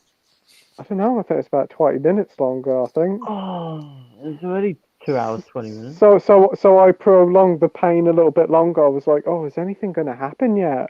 God damn it. And it was the most weirdest extended cut ever because it had a little sign saying this piece is extended at the bottom of the screen. I'm like, why do I need to know? In case you didn't know. DVD from Film Bloke says everyone would hate. What would I do with the Batman if I got the rights? I'd probably put like Condiment King or something. That's fine. Or Mr. Freeze. Yeah. Soph says, Jamie, hey Jamie, Steve's still upset you forgot him. Haha. I'm going to have to head off, guys, but it's been amazing speaking to you. Yeah. And I'll speak to you later. Yeah, it's been a pleasure as always. Thanks nice for joining, you, Josh. Aiden. No, I'll see you later, mate. I'll speak to you soon. See you. Yeah, speak to take you care, guys later. mate. Thanks for having me See on, ya. Pete. See you, Yeah, Josh. no problem. See you, Josh. Bye. Bye. Bye. Boom, and then there was Fall. Right. Lisa Michelle says, what's your thoughts on Rockefeller? I picked it up for 49p today at Cash Converters, but I never watched this. Is this the Guy Ritchie one, or am I thinking of Rock and Roller? Yeah, I asked Rock and Roller. Yeah. Yeah. I've never seen Rockefeller. Yeah. No. Oh, I've never heard of it. No. No. That's the only one I can think of is like Rock and Roller, but obviously it isn't. But yeah. Jamie says, Paul Steve, send my regards, so lol. Seth says, Steve said he will eat your face if you forget him again. Haha. Luke says, anyone looking forward to the new movie where Channing Tatum and Lost City looks really funny with Daniel Radcliffe shooting a gun like a Bond villain? I can't take Daniel Radcliffe seriously as the villain in that film. He just looks, I don't know. I saw the trailer and I don't know. It just kind of made me laugh more than anything else. I don't know if that's the intention of the movie, but yeah. I think it's mostly played for laughs. I don't know. I'm not really the biggest fan of Channing Tatum. But is it going to Netflix? I always thought it was going to Netflix, but I think it's cinema, isn't it? Cinema, yeah. Yeah. I think I saw a trailer for it when I went to see Scream. Yeah. Or Jackass, one of the two. Yeah. Yes. So what do you think of it, Andy? I'm not going to be in a rush to see it, I don't think. Yeah, I'll just wait, hear the reviews. If they're mildly positive, I'll check it out at some point. Yeah. But just not in a rush. Yeah. What about you, Aiden? Yeah, I'll check it out. It looks quite fun. It's the trailers. It's not great. It's probably not going to be a great movie, but I love to check, all movies out. So I'll happily give it a watch. I think in Cineworld we're getting because I'm an unlimited member with the little cards. We're getting a screening 2 weeks early. So Wow. I'll likely go check that one out and maybe give a review for that on my channel. That'd be good. Quite early. Just gives you guys a chance to see if I like it and stuff like that. But yeah. I'll look forward to that. For me, Daniel Radcliffe in that kind of reminds me of his character in Now You See Me Too. Yeah. Yeah, like Yeah.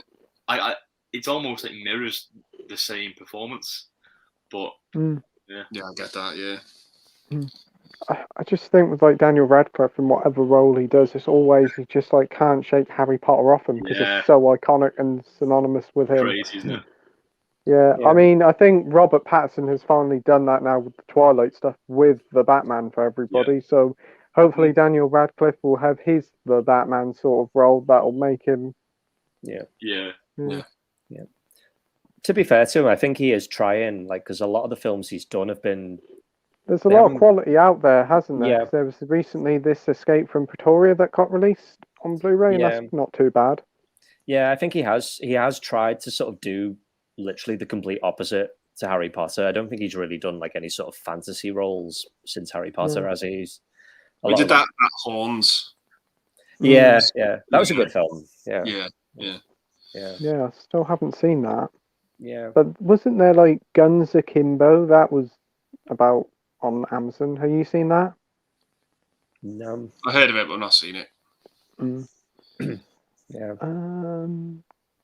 Luke saying I'm playing Horizon Forbidden West right now, and absolutely, it's still on the PS5, and it's such a beautiful game. Yeah, it's another game I want to get, but I'll be getting it for PS4. But it's still a bit too pricey for me, at about 55 quid. So I'm going to wait until it hits about 40 or 45. Any of you guys played it? No. Nope. No. That's another video game that's apparently getting a movie, which could be cool. It's set in like a post-apocalyptic wasteland, but like there's loads of mechanical monsters, so it's quite a cool setting. Lisa and Michelle says Cash Converters had a King Tut pop vinyl figure for £5. Oh, not bad.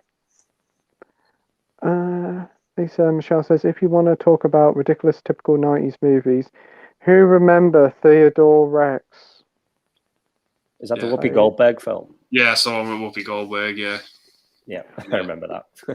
I think I might have seen it. I definitely have heard of it. I think it was like trying to cash in on that TV show, The Dinosaurs, with Jim Henson. I think it was like trying to that cash in thing. on that success. But yeah, for what I remember about it, it was just really, really weird. Yeah. I think a lot of stuff in the 90s was really weird. Have you seen it, Aidan? No, I've not heard of that one. It sounds a bit strange. Yeah. It is. DVD from Film Bloke says, I must admit King Tut is a lot smarter than the GCPD since one episode he figured out Batman's identity, unless you believe my fan theory. I think you've basically been saying that the GCPD are probably the most useless police department ever in media. We have Popping the Popcorn here. Hey, thanks for joining. Hey. Oh. We have the 4K lowdown here. How are you guys? Thanks for joining, mate. Not too bad. Yeah, all good. All good. Yeah. Very good. Lisa and Michelle says, will anyone be watching the Nan movie? No. No, I won't be. You'd have to pay me to watch it. I'm not going to see that. Not a chance. No. It should have been released on BBC at Christmas as a Christmas special or whatever. Should never be going to cinema, but I don't know. There's a lot of hype over it. It's been delayed for years, but this is finally coming out. Whether it'll be good or not. I just can't stand Catherine Tate. Yeah, same. I just can't Yeah, stand I'm not the biggest fan of the show. She was great in Doctor Who, but I'm not a big fan of I could tolerate her in Doctor Who, but I just think comedy falls flat in its arse for me. It just doesn't work. Not for me. Well, to be fair, I'd rather watch this than the Mrs. Brown's Boys movie. Yeah. Well, I've seen the Mrs. Brown's Boys movie. Why? I wish I never. Such a dreadful one. And apparently there is going to be another Mrs. Brown's Boys movie coming soon, unfortunately. Never learn. Lisa Michelle says, question for Aidan. What is your favourite movie genre?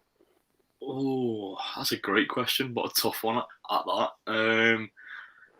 I'm kind of like leaning towards superhero movies just because there's so many of them, and it's obviously a topic and genre that I've grown up with since I was a kid. But like, I love movies in general. Like my favorite types are like you know Marvel, DC. I like fantasy stuff like Lord of the Rings. Sci-fi is a big one as well. Since I started the channel, the genre I've got into the most is probably horror. There's just a lot of horror channels out there, and like a lot of you guys have seen like a lot of like horror films, and it's definitely kind of inspired me to check more out. So I've watched quite a few horror films. It's pretty good. That's good. What are some of your favourite horror films then? Another good question.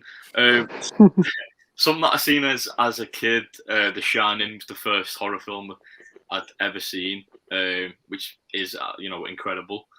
I watched a movie called The Happening with Mark Wahlberg in. Now I watched that when I was maybe like I don't even know, like I was in year 7 of high school, and there's this scene with like an old age pensioner who she lives in a house on her own, and she goes out the house, comes back, and she starts headbutting the wall like a brick wall, and that used to scare the shit out of me. Like to this day, there's like an old person in like Aston and Morrison's, and I'm like, whoa. Honestly, it's proper freak me out. But yeah, since I started the channel, horror films like Halloween, I've seen quite a few of them. I think they're pretty cool. I really enjoyed the latest Wrong Turn movie as well. I know it's not really like a scary horror, but I think it does fall in that genre anyway. Yeah. Right, that's good. I have heard of that new Wrong Turn. I think that came out last year, didn't it? Yeah, it's quite good. Like I don't want to spoil anything, but like the ending of that's like really unique as well. Like I thought the film had ended, like it finished, and then kind of carried on, and then I was like, oh shit. So yeah, it's good. That's great. I have to give that a watch. Yeah.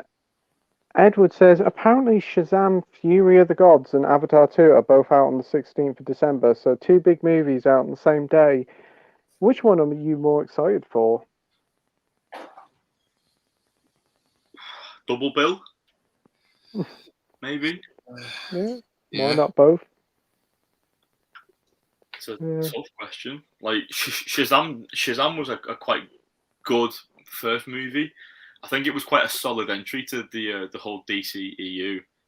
But then Avatar 2 is a movie that, whether we've waited for it, personally, like it's a film we've been waiting for years. So I'm maybe leaning towards that.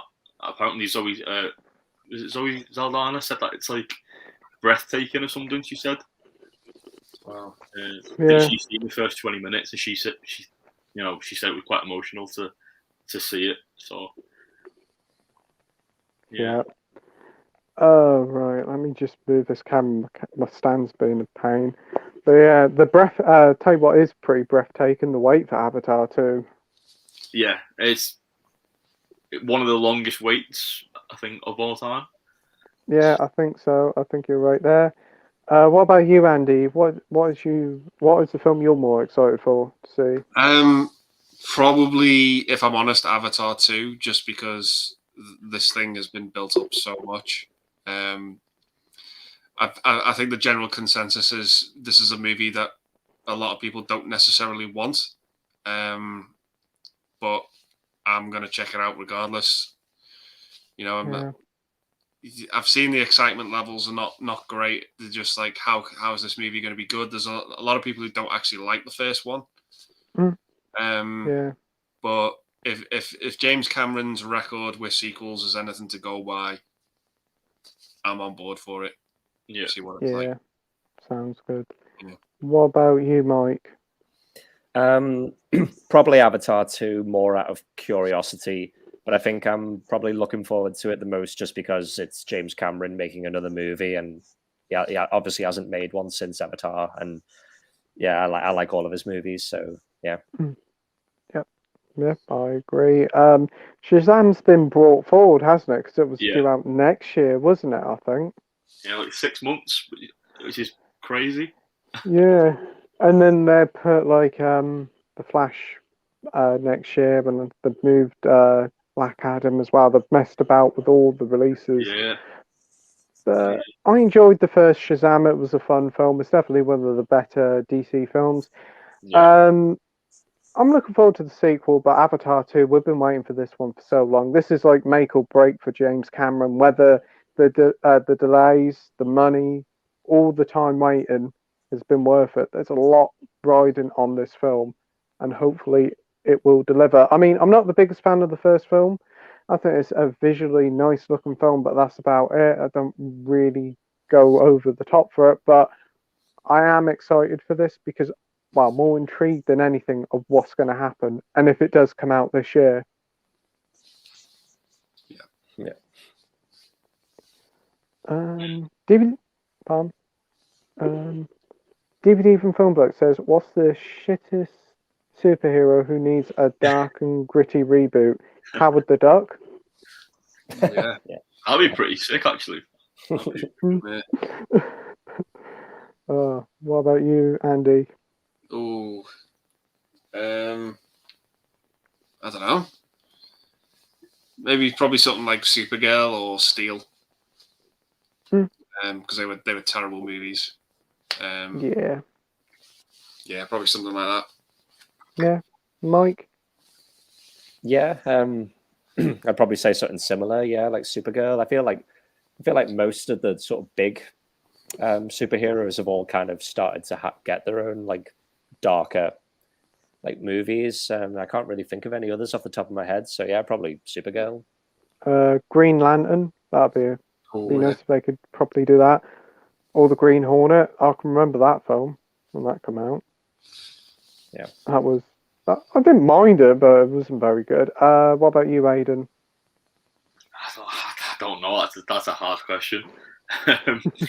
It's hard to call a superhero shit. Like, I'm such a fan of them. I mean, a shit superhero did come to mind, but it's I can't remember the name. It's from the film, the superhero movie. I know it was Drake Bell dressed in like a green like costume, like. But I wouldn't want to see a dark gritty reboot of that character. But I just thought that was a pretty poor superhero right there. Yeah, that's good choices.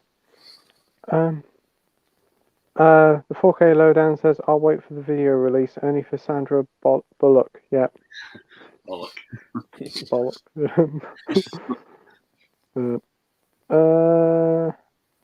Soph says she's making all her videos public again, but turning comments off. Oh, that's good to hear, Soph, and that's a good idea, turning comments off. Yeah. Lisa says, "How come you turn off the comments, Soph?" Just like trolls and stuff. Jill says, "Soph, welcome back. We've all missed you, certainly. Look forward to your future videos as well." They do not help with my mental health. Yeah, I can totally agree. The 4K lowdown says, "I'm looking forward to Crufts." Crufts? What? The outfit? Yeah, I'm looking forward to... How the heck did I get that mixed up with Crufts? Brilliant. It's been on recently, hasn't it? Yeah. Has it? I think it has, yeah. Oh, it must be where I got it from. Yeah. Sorry about that, the 4K lowdown.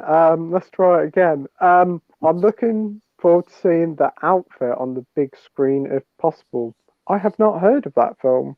No. Nope, not heard of that. No. Aidan?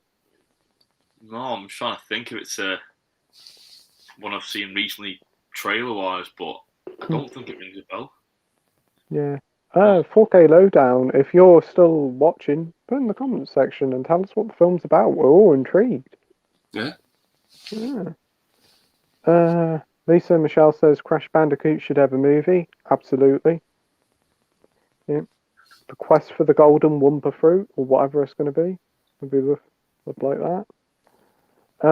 Lisa Michelle says, sorry to hear that. Viva Drew says, thoughts on Chronicles starring Dane DeHaan, Alex Russell, and Michael B. Jordan. I really enjoyed it. It was a fantastic found footage dark superhero sort of film. Loved it. Yeah. Definitely want to get it on Blu-ray. What about Funnily you, enough, Aiden? no, sorry, Sorry, go. you can go. You can Go. No. Aiden. Yeah, no, yeah. Great movie, isn't it? It's got a dark grittiness to it. It's found footage movie, maybe one of the best that I've seen.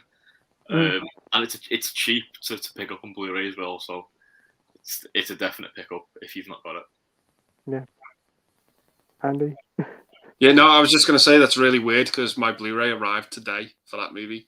I've had it on DVD for like the longest time, so they upgraded it, and yeah, I think it's a good movie.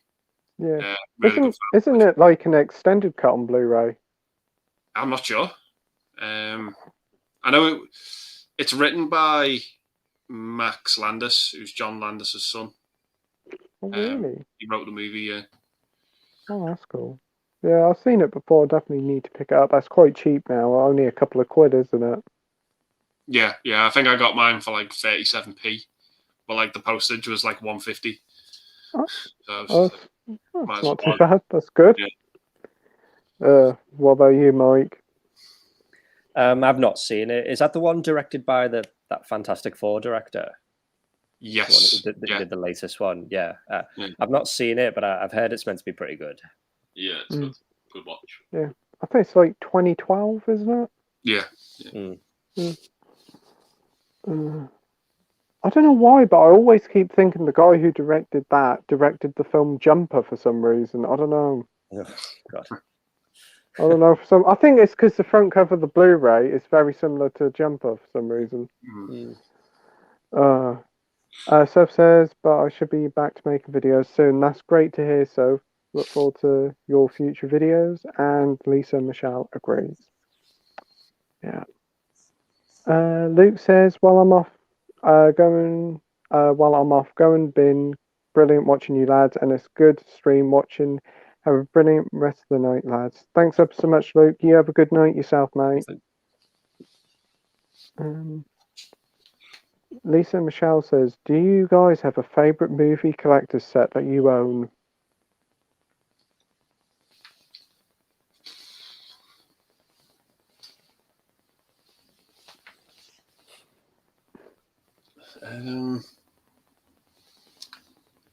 Probably the James Bond one.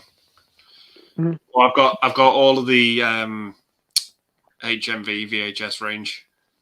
Oh, that's a nice collection. All 23 movies. It's really, really nice to look at. Yeah, they haven't redone any more for years, have they? No. That's a shame. There's a good selection of films on that. What did you get? Like a poster and some stickers? You get a poster, a sticker, and a little card as well. Oh, that's cool. Yeah. Oh, that's not too bad. What about you, Mike? There's a few Arrow ones. So there's the Phantasm box set I really like. There's I'm not really the biggest fan of the films, but the Hellraiser Scarlet box. I got that one quite a while ago, and I think it goes for quite a lot of money now. But that's a really nice box. I really like that Dawn of the Dead set from Second Sight, like the big one that had like the book and stuff. That's pretty nice. Yeah, probably those. Some good collector's editions there. What about you, Aidan? Yeah, another good question. I do collect kind of quite a few collector sets now, to be honest. One of my favourites is one that I've recently picked up. It is on like my latest video, so if you want to, see that in a bit more detail, go and view that. But I picked it up in February. It's Get Out by Jordan Peele. It's a very nice set. I got it on eBay, but I think you could get it on Zavvi as well. It was by Everything Blue, I think it was. Oh, yeah. So, yeah, big set, comes with loads of, you know, third-party items, poster, art cards, a numbered card as well. It looks like a bank card. It's pretty cool. But yeah, it's quite a unique set. There's not many of them. They're all numbered, so it's quite cool to have that. Yeah. Really, yeah. Oh, Everything Blue. I know they've done like some Marvel films and various other ones. I don't know whether they're still going or not, or is that Blue Fans? I think that's Blue Fans that Yeah, ain't going that's anymore. Blue Fans. Yeah, Everything Blue did like Shaun of the Dead, Hot Fuzz, Cornetto trilogy. yeah, kind of, yeah, and then they did like The Mummy, American Gangster, Gattaca, all sorts of stuff like that, really. But they actually got bought out by Zavi. Oh, So I was looking at these sets for like 12 months, and they're quite pricey. And then they put a post on explaining, you know, the situation, and to stay tuned. And eventually they confirmed that Zavi had kind of bought them / partnering with them to release future, you know, sets. So I think any future sets Zavi do that look a bit third party, you know, esque, that look like they've got a bit more to them, I think it's highly likely that Everything Blues worked with Zavi on those sets. So be interesting. I think the Inglourious Bastards one looks very, very much like the work of Everything Blue and their team. So yeah, who knows? But yeah, oh, that's good. pretty Yeah. cool sets. I'll if you guys are interested, just send me a message on Instagram and I'll send you some pictures of the stuff they've done, or just have a quick Google. Oh, that's good. Yeah. That's good. Definitely. For me, I'll probably just say like one of the Arrow box sets. I do like the True Romance one. I got that pretty cheap when I got it, and the Tremors one. You get like your booklet and your art cards and your posters. It's real nice sets. I do have some nice video game editions that I'm thinking about starting like a little series of showing collector's editions of them, because I got some really nice ones with like some figures, quite big figures, steel books, art books, really nice sets. DVD Even Phone Bloke says, I almost forgot. The other night I watched Shazam starring Sinbad. It was good fun. Give it a watch if you can find it. I think that's the one where he's a genie. Oh, right. Is it? See, this is the thing with the Mandela effect. There's like a movie with. Yeah, this is it. This is it. Is it Kazam, the one with Shaquille O'Neal, and Shazam is the Mandela effect, because it's a movie that actually doesn't exist, because everyone thinks there was a movie with Sinbad where he plays a genie. It doesn't actually exist. Don't it? You get it confused with Kazam, which was the movie with Shaquille O'Neal. Oh, wow. Oh, I didn't know that. Interesting. Ah, cool. Lisa Michelle says, Aidan, are those the Beatles bobbleheads behind you? The bottom one looks like Austin Powers from a distance. No, they are. I think they're by Funko. Wacky Wobblers. They're called. Yeah. They're actually Big Bang Theory. Let me try and tilt this up a little bit. I've kind of got a few. I've got Sheldon, which is open, because when I moved house a few years back, that was crushed to pieces, like the box. But he's like, you can get him for quite cheap, but some of them are so expensive. Like, Really? They're like £70, £80. Some of them. Wow. Yeah, it's crazy. But wow. Yeah, guys, if it's good with you guys, for me to shoot, I'm in work at like 6 in the morning, so. Yeah, that's all right. It's been a pleasure to have you on. Great to have you on, Agent. Yeah, thanks for joining. I really appreciate you inviting me on. It's been great to come and chat to you and to meet you two guys as well. Yeah. If you can message me on Instagram, I'll give you guys a follow if I've not already, and I can check out some of your videos as well. Yeah, cool. But, it's been a pleasure. It's been great. Cheers. Yep. Yeah. Thanks so much, mate. See ya. See you guys. See ya. Bye. Boom. And then there was 3. Lisa Michelle says, I didn't realise Howard the Duck was Marvel until I bought the steelbook and it said Marvel facepalm. Yeah. Yeah. I never seen the film, the George Lucas film. I've only ever seen bits and pieces of it and duck tits, and I was out. Yeah. It starts off all right, that movie, but then it goes downhill very, very quickly. Yeah, it becomes too much. Like, yeah. Like you said, I think when I first watched it, I think the first 10 minutes I was like, it's actually not too bad, but then as it goes on, it just gets worse. Yeah, it's just super bad. Like Tim Robbins is in it, and you just don't know what the hell he's doing in it. He's just it's just really bad. Yeah. Yeah. It's a film that I'm intrigued to watch, but I'm like, do I really want to watch it? Yeah. I only got it because it was on that, those 101 Black Label boxes. That's the only reason I got it. Yeah, you get like a booklet with it, don't you? Yeah. I think for some reason they bought it out on 4K as well. For some reason, I don't think I'll go that far and get it on 4K. no. I think duck tits in HD is enough. I don't need to see it in 4K. But isn't there like the girl from Back to the Future in it? Yeah. I thought so. Yeah. I have seen like the Howard the Duck song, which is just Howard the Duck. Yeah. That movie. DVD from Film Bloke says, I would have gone for Banana Man, his dark and gritty reboot all the way, long overdue. Yeah. Okay, Banana Man is more intentionally silly than shit. Yeah. Edward says, what are your thoughts on the final Sonic 2 trailer? Yeah, I thought it was pretty good. Bit worried that they might have shown a bit too much, but yeah. Yeah, that's my worry as well. You've seen the final trailer, Mike, or not?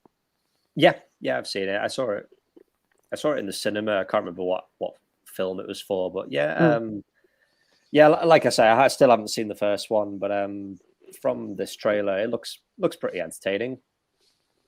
Yeah.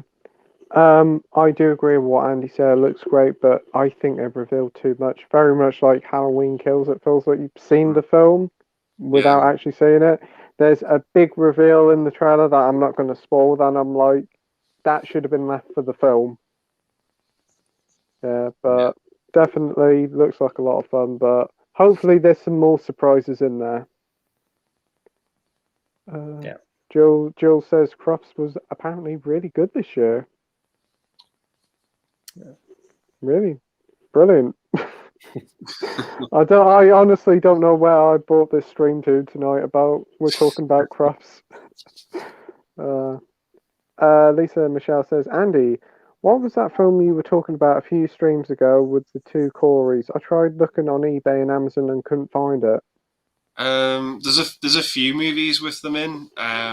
Obviously the big one is The Lost Boys. The other one I've seen is License to Drive. Heather Graham is in it as well. That's a fun little movie. But they're the only two movies I've seen with them in together. But there's like 7 altogether. Really? There's like a ridiculous amount of movies they've done. Cool. But yeah, they're the only two I've seen: Lost Boys and License to Drive. Yeah. So I hope that helps. Is there any you can think of, Mike? Were they both in? Is it called like Dream a Little Dream? Yeah, I've not seen it, but I've heard of Dream a Little Dream. Yeah, I know. I'm sure Corey Feldman's in it. I'm not sure if Corey Haim's in it. That's the only other one I can think of. I think there is I think there is Dream a Little Dream, and I think there's Dream a Little Dream 2. And I think they're both in that as well. Yeah. But I've not seen it. I've not seen any of those movies. I've only seen those two: Lost Boys and License to Drive. Yeah, and Corey Feldman, Peter from Standard Silence, gave me the link to one of his songs. Should I say songs? Oh yeah. His new song is atrocious. Like it was an insult to my ears. I did not know what I was listening to. Oh man. Jill says, Lisa Michelle, it's called A Tale of Two Coreys. Lisa Michelle. I don't think it was that one, Jules. I think it was like Dream something like I bloody don't know though. Could be that one then. The Dream a Little Yeah, Dream. probably. I don't remember talking about Dream a Little Dream, but unless they were in I it. know the other one you were on about. I can remember you talking about that one, the Drive one. Yeah. License to Drive's pretty good. Mm. But yeah, Yeah. like I say, they're the only two I've seen: Lost Boys and License to Drive. Yeah. Lisa Michelle says, "Do you think Nick Frost and Simon Pegg should reunite for another film? I know they were in Slaughterhouse roles, but they didn't really have any scenes together. I thought they're doing a new trilogy together." I don't know. Yeah, I don't know. There's been talks of it that they're going to get back together and do another trilogy. I don't know if they do. It's great if they do. I mean, Paul was great. I liked that one. That wasn't too bad. Yeah. Yeah. I think they both do have like great chemistry together. They are like a lot of fun when you watch them together. Yeah. But yeah, if they do new projects, I'd be well up for that. Definitely. What about you, Mike? Yeah, I'd be up for that. I think my favorite thing that they were in together was probably Spaced, the TV show. Still haven't seen any of that. Yeah. I picked up the DVD of it recently. I've been rewatching it, and yeah, it's pretty funny. But yeah, I like the Cornetto trilogy as well. I've not seen Paul, but yeah, I like the Cornetto trilogy. It's good fun. Yeah. Definitely. I've been meaning to get Spaced as well because it's got quite a few people in. I think it's got Jessica Hines in it as well, hasn't it? Yeah. Right. Is that done by Edgar Wright, Spaced or not? Yeah. Every episode is is. directed by him. Yeah. Oh wow! Oh, definitely will have to get hold of that. I did see it in a charity shop, but 2 of the discs were nicked. There was only 1 disc.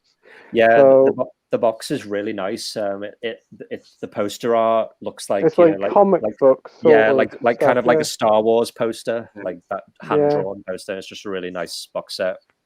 Yeah, I'm definitely gonna have to keep an eye out and probably get that. Yeah.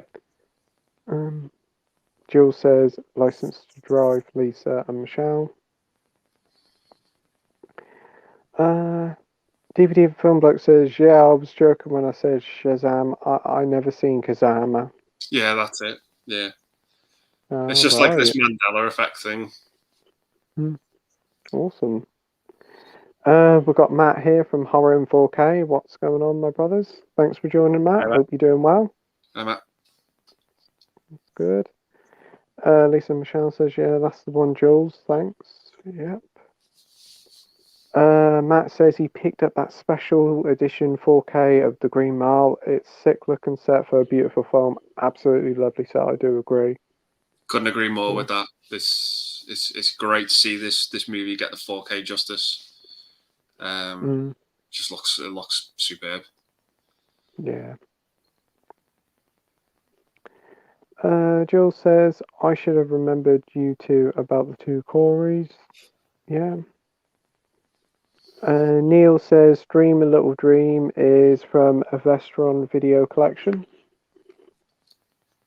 Oh, didn't know that. Lisa Michelle says, do you think they'll release too many movies for a certain franchise and it starts to ruin it, like Hellraiser, Nightmare on Elm Street? Do you think they start to run out of ideas? Yes, I do think most franchises kind of do that. I think if they make money, then they're always going to keep releasing new films, and it gets to a point where they become a bit stale. Yeah. I think a prime candidate is the Fast and Furious series. At the moment, they're the ones that are currently feeling like they've kind of run their course. They've run out of ideas. Yeah. Yeah. What do you think, Andy? Yeah, I think if a movie's profitable, like in a big way, a sequel is inevitable because the studio will want to emulate that profit again. So it's just a chain going on that they just want to focus on getting the next movie out rather than focus on the quality of making a film with a decent story. It's just churn out the next movie in 2 years' time, and let's hope the numbers stay the same. Yeah, I agree there. And plus, like the examples Lisa and Michelle give, like Hellraiser, Nightmare on Elm Street, very much like Paranormal Activity. They're horror films, so they're made on like a lesser budget, so highly likely to turn a profit. Like the Paranormal Activity made like really big numbers, hence why there's so many of them. Yeah. Exactly.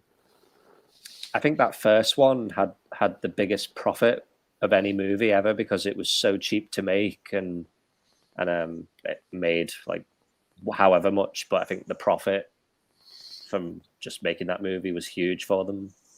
Yeah. I think there's another one coming out soon, isn't there? Wouldn't surprise me. Yeah. I think there's one every year. I know we've got, is there another Insidious film coming out this year? There's quite a few of them and all, isn't there?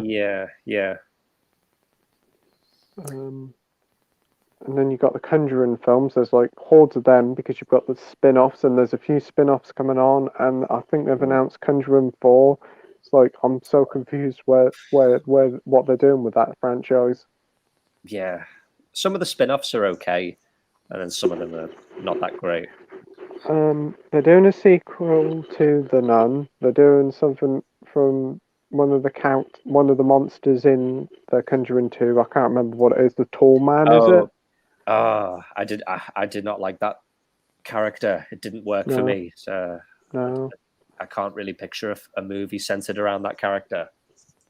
Yeah, and then obviously Conjuring 4. I've only really stuck with like the mainline films. I haven't really delved into the Annabelles and the Nuns and the Lloronas. No. Yeah. Have you seen any of the spin-offs, Mike? Yeah, I've seen them all.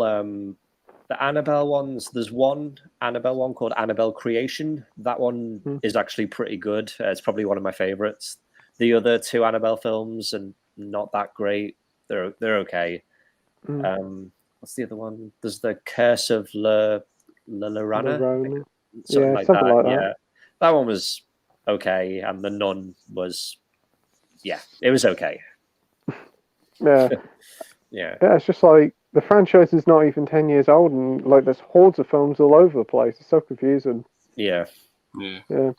You've not seen any of the spin-offs, then, Andy? No, I've only seen the first 3 Conjuring movies. I enjoyed them. Yeah, I agree. We have Scotty's Movies here. Hey, Scott, thanks for joining. License to Drive is one of my all-time favorites. Uncle Phil from Fresh Prince as a driving instructor is in there as well. Oh, cool. Yeah, I think there's like a bit in it where he's got like coffee, and he's like, "Don't make me spill my coffee." Well, we do the test. Oh. Yeah. From what I remember, yeah. Oh, that's kind of winning me over now. Yeah. Jill says, night, you wonderful people in bed with a bad migraine. Take care, and if stand in silence, pop on, say hello from me. Oh, sorry to hear that, Jules. Hope you feel better soon. Yeah, take care, Jules. Bye, Jules. Yeah, take care. Bye. Neil says they are rebooting Hellraiser, and a woman is playing the Pinhead-like character. Yeah, I've heard that. Yeah. Isn't that more in line with the original book? I think, because wasn't Pinhead a woman in the book? I don't know. Yeah, I think that's what they said. It's like that's how Pinhead was like in the book. I can't remember what the book was called now, but that's what they're trying to do to make it more like the book. Is it the book? Is the book The Hellbound Heart or something like that? Yes, that's the one. Yeah. It'll be interesting. I think it's coming out this year, isn't it? I don't know. I'm not sure. I think it might be coming out this year. If it does come out this year, I'll give it a watch. But it can't be as bad as some of the recent Hellraiser films because I've heard they're pretty bad. Yeah, I've only seen the first 3. Same. I've not had. Yeah, I've not really had a desire to watch any of the others because I think most of them are like straight to DVD, aren't they? Yeah. Yeah, I think like Pinhead only appears in it for like the final 5 minutes of most of these other films, and that's about it. Yeah. Mm. And it was like Doug Bradley for like the longest time, and then I think even he checked out at some point. Yeah. Jamie says, someone said to me, "What's your favourite movie?" I said TMNT 1990, and they laughed. Have you ever had this happened? Favourite movie or any movie you've admitted to loving?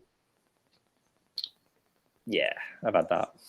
Yeah, there are bad movies I love, but I can't for the life of me choose one movie that's my favorite movie. I just can't do that. But there are movies that are atrocious that I do enjoy. Yeah. I get laughed at a lot for admitting that I like the original Super Mario Brothers movie.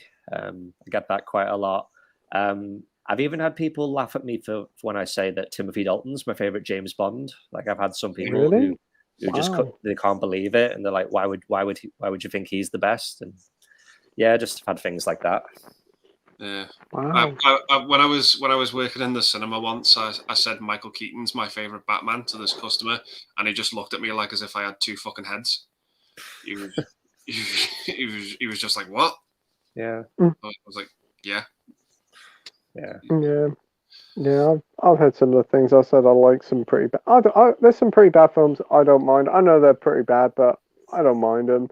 But yeah, it's like as you said, Andy, with like the whole Batman thing, I can remember saying like, "Oh, I think Michael Keaton's better than Christopher Nolan, better than Christian Bale," and then some person looked at me like, "Wow." Like the shock and disappointment in their faces was just like, really.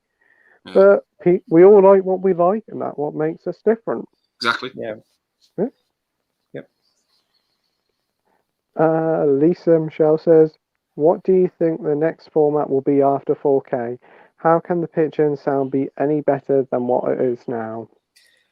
Hopefully nothing, because I don't want to have to replace physical media again. But I don't know. I think we've kind of reached a point with 4K where how can it get better than that? Like, I don't know. It's just a movie at the end of the day, and how can we really get better than that? Yeah, True. exactly. I think for me, the jump from Blu-ray to 4K is not as big of a leap from DVD to Blu-ray. No. It's nowhere near as it's a tiny step forward, but it's not like a big jump. For me personally, but I'll dabble in 4K if it's a movie I absolutely love and enjoy. But I'm probably still just going to collect Blu-rays. Yeah. DVD here and there. But it's all about the film as well, whether the film's released on that format. Because there's a lot of movies I want to get on Blu-ray that are only on DVD, that don't have Blu-ray releases. So it's just all about timing as well. Yeah. I agree. The thing is, at the moment, it's like 25 quid a 4K is a big ass now. So the next format will probably be even more expensive. That's another thing. Price as well. Yeah.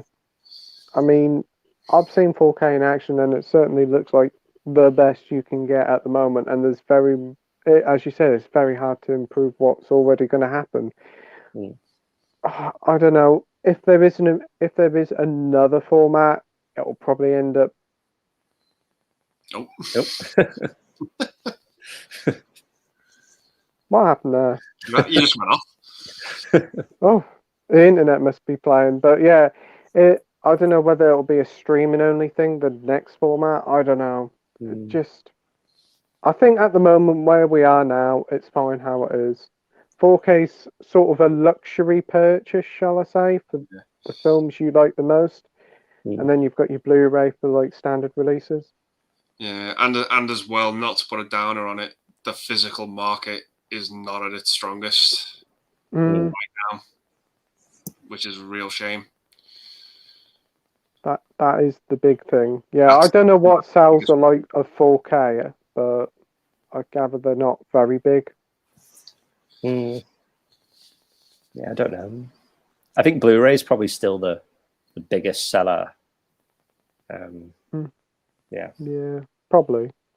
Yeah. David Beach says, "Hi, Jamie Powell. Looking forward to your short film." Yeah, I heard about this on your latest video. Definitely looking forward to it, mate. Should be good. Yeah, same here. Lisa Michelle says, "Are there any animations you'd like to see a live action version of?"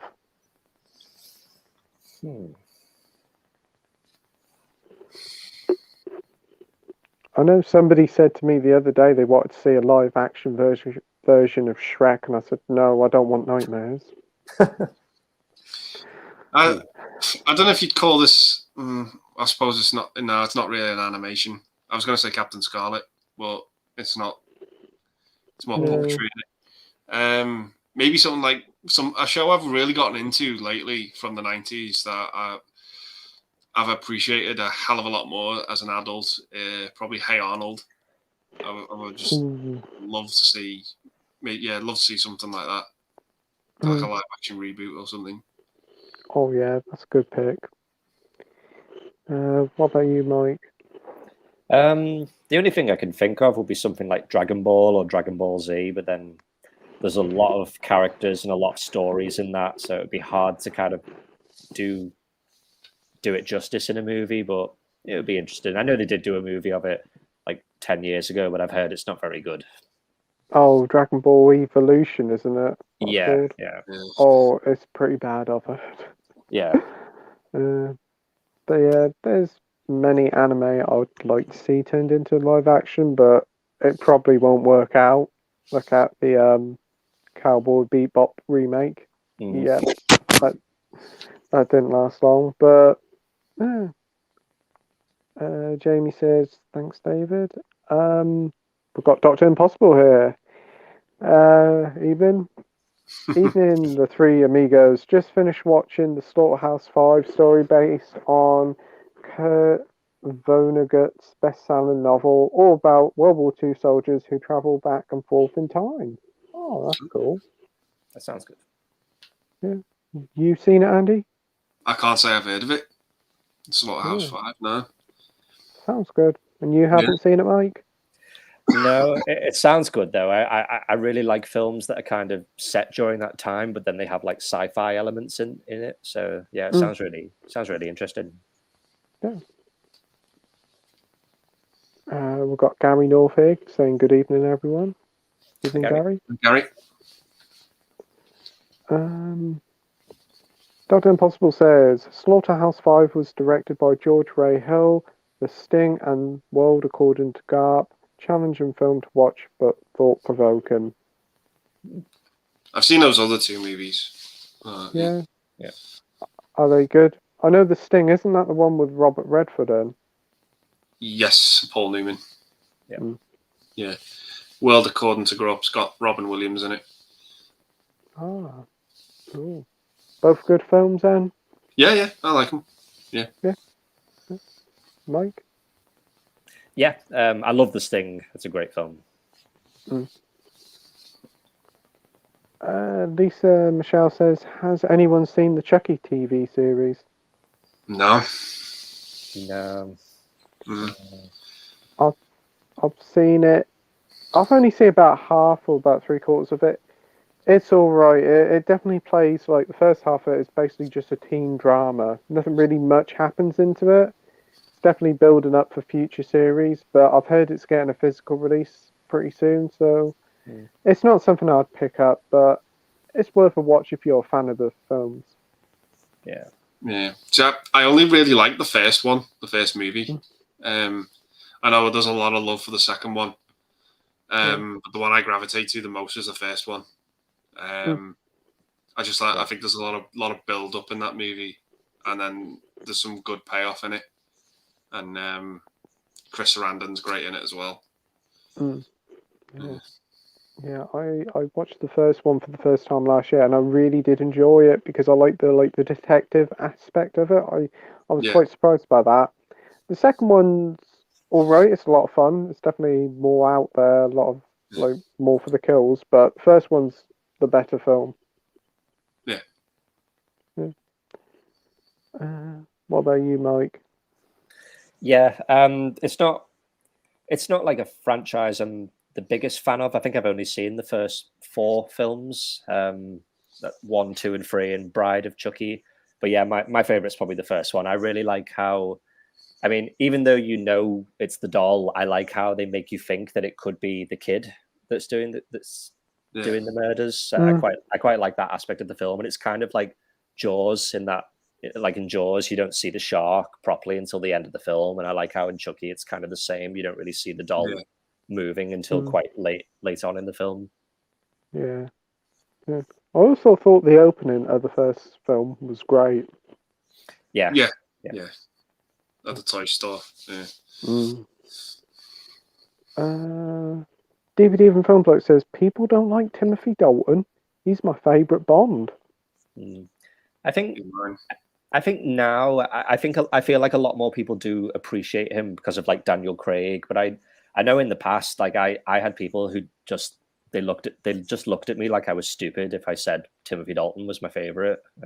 Yeah, he's definitely the most underrated one there. I would say definitely him or George Lazenby, because I can remember before when people talk about Timothy Dalton, I was like, oh, we don't talk about him. We move straight on to Pierce Bronson, and I'm like, really? Timothy Dalton's done 2 great films. Should have had more, but the 2 he done were fantastic, especially License to Kill. Yeah. Well, that's my favorite. That's my favorite Bond film, License to Kill. I just love everything about that movie. I just love the aesthetics, the music, the cast, the setting. I just everything ticks a lot of boxes for me. That movie. Yeah, it's definitely a pretty brutal film compared to the other Bond films at the time. Yeah. But so good. Jamie says, I love the Super Mario Brothers movie too. Love dancing in the lift scene. Yeah, it's a lot of fun. I think that movie, I've just got nostalgia for it. I saw it when I was a kid, and I think when you have nostalgia for a movie, even if you know it's a bad movie, I think it's hard to kind of, it's hard to take that away from you. You're always going to love it.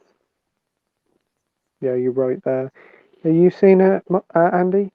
Yeah. I'm kind of in the same boat as Mike on this. I don't think it's a good movie, but my word, is it on some level really, really enjoyable. Like, it's very entertaining. I think I saw it off the back of Who Framed Roger Rabbit, which was like, the lead into like seeing multiple Bob Hoskins movies. Yeah. But yeah, no, I do enjoy it. It's not great. I think it was made by people who didn't really understand the source material, but it's for what it is. I can watch it and have a good time with it. Yeah. I watched it for the first time last year, and being a Mario fan, and even though I went in knowing it won't, I was like, what the heck did I just watch?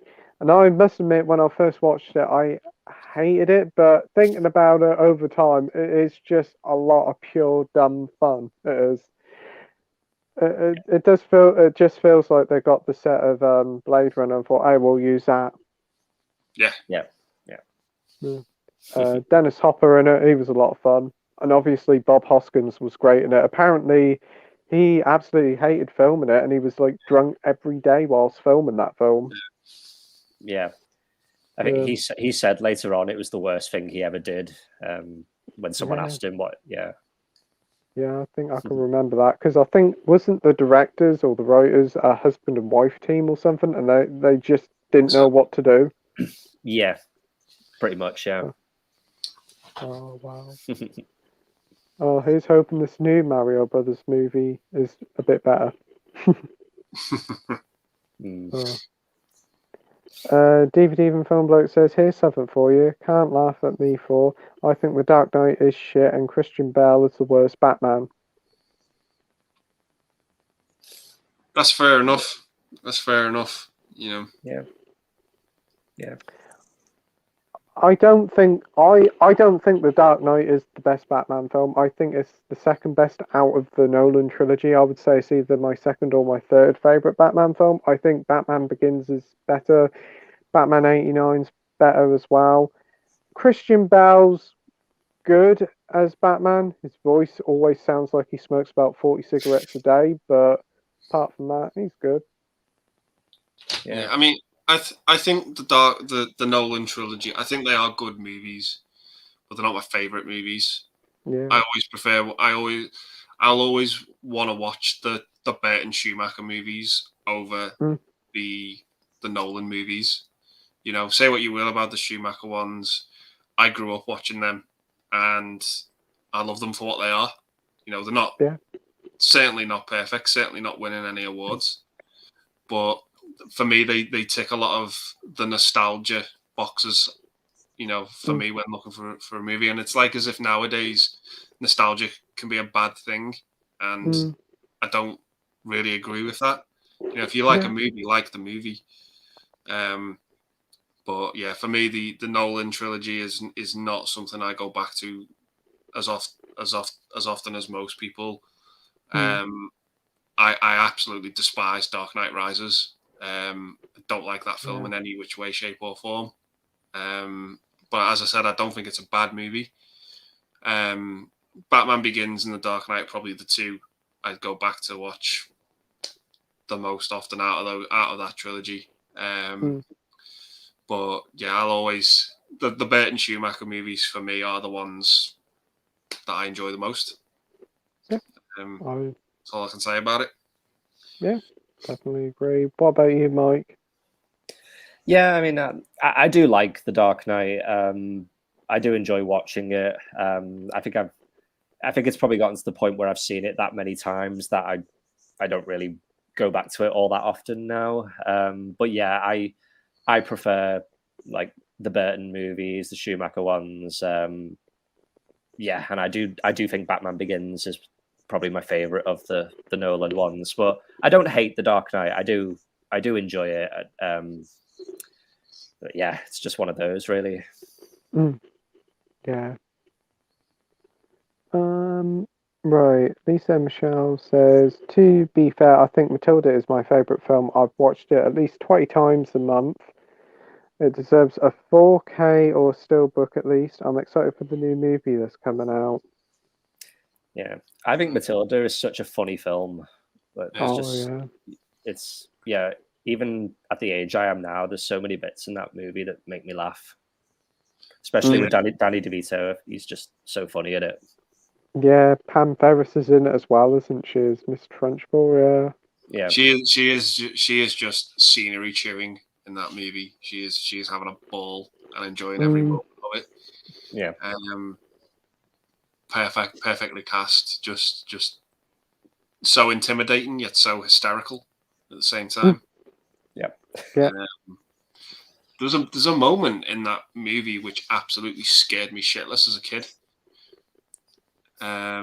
It's probably the bit where is it when Matilda's like outside the house and the picture comes down the stairs. Oh my god, that terrified me as a kid. That scene. And she's like, Magnus. Yeah, and it just cuts to like the eyes, and I'm like, oh my god, this is this is terrifying. Like, this is like is this a horror film. Yeah. I think that bit, I can remember watching it at school, and I think that bit got everybody mostly in the classroom a bit. Yeah. It's just the Trunchbull. The Trunchbull is just such a twat. Like, she's just like, such a fucking horrible person, but yet so entertaining to watch. Like the bit with the cake, is just like is just so funny. Just all the bits. Sorry. They're just like all these horrible things she does, like with the chokey and tossing the kids over the fences, and like, oh, it's horrible, but it's so funny at the same time. Like, yeah, it's a good film.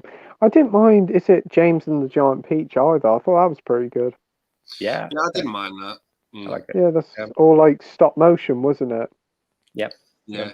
I was blown away by the cast who do the voices for the insects. Like, as a kid, I had no idea who the cast were, and then when I was an adult, I was like, "Whoa!" Like Richard Dreyfuss was the centipede. Yeah, I had no idea. Like as a kid, Susan Sarandon was like the spider, and David Flissel was the earthworm. Yeah. Yeah.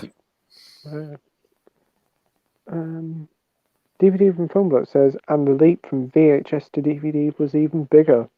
Yeah. Yeah. It's like the leaps have gotten smaller, like as we've. But the prices have got higher. Yeah. DVD from Filmblock says, also, I think the next Karate Kid is generally a good film. I've never seen it. That's the one with Hilary Swank's in that, isn't she? Yeah. I can remember seeing it. I didn't mind it. I don't think it's as good as the first one. The first one's the best one. I think it's better than the third film, probably, but I mostly just go to the first film, and that's all I really watch with the Karate Kid films. Yeah. Lisa Michelle says, I couldn't agree more. I can't stand Christian Bale. I can just about tolerate him in Terminator Salvation. My favourite movie with him in is probably Equilibrium.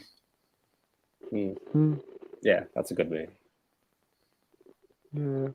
I can't think what else Christian Bale's been in. I know he's been in American Psycho. I still have never seen that, but I've heard it's good. I enjoy it, yeah. Yeah. He's in that Ford versus Ferrari, is it? Film? Yeah, that's pretty good. Yeah. Yeah.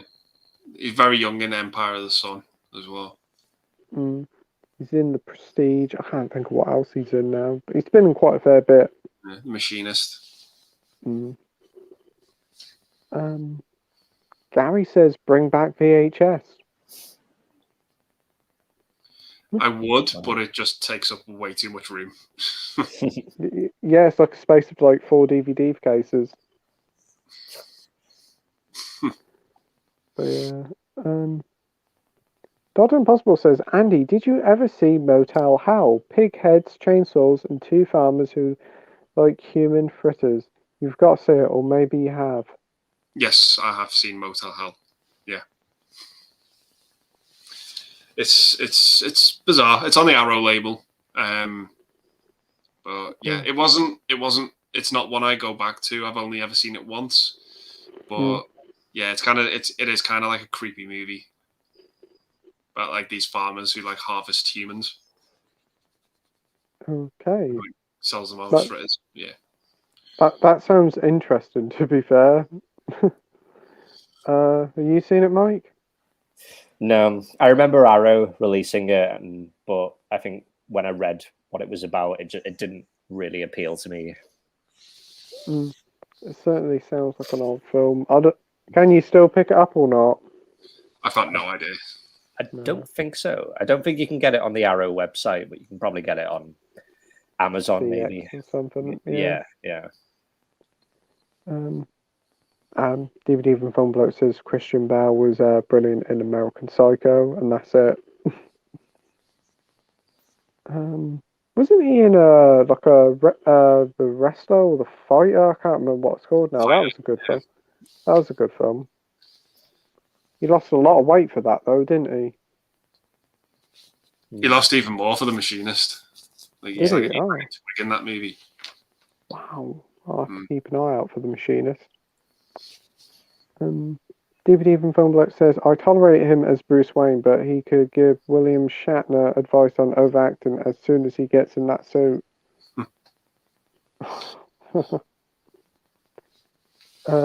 Lisa Michelle says, I love it when I ask a question and you all have your thinking faces on.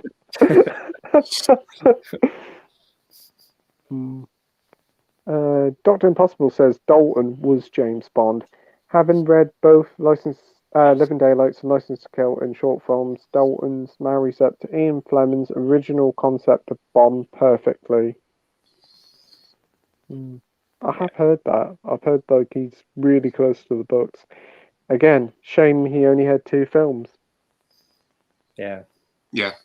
It was just like a rights issue, wasn't it, which put this big delay. Mm.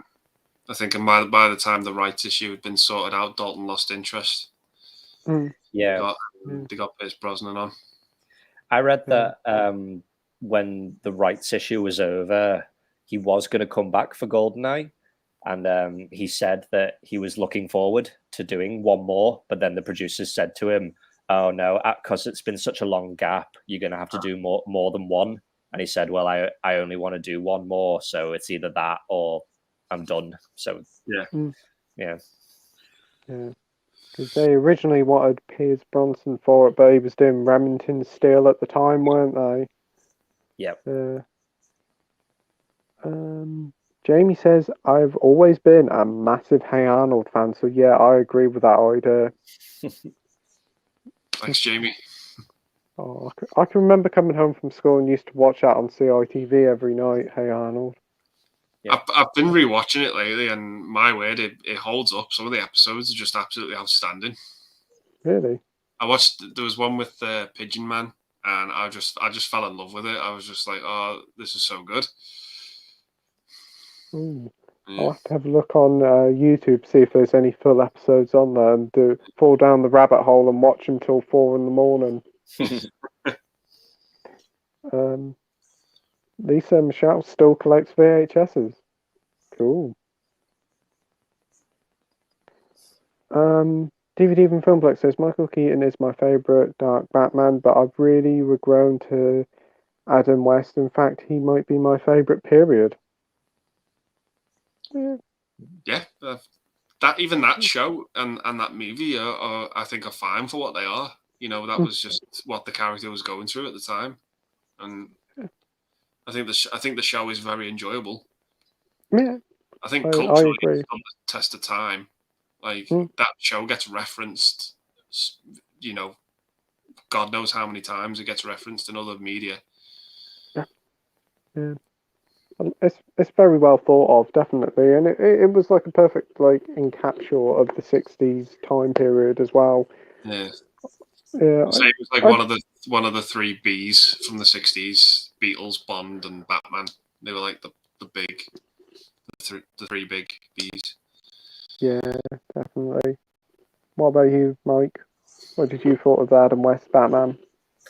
Yeah, I didn't mind it. I wasn't the biggest fan of it. I think even from a young age, I think I kind of knew that Batman was supposed to be this dark character, because I think my introduction was like the animated series and the Tim Burton movies. So I think when I went to the Adam West stuff, I didn't really gel with it as much. But as a kid, I did enjoy it for what it was. Yeah. I can always remember with the Batman movie, it was that bloody bomb. Well, where do I throw it? Where do I throw it? Oh. Yeah. David says they should bring out a Zelda movie out. Yeah, I do agree. Could work perfectly with a good budget. Yeah.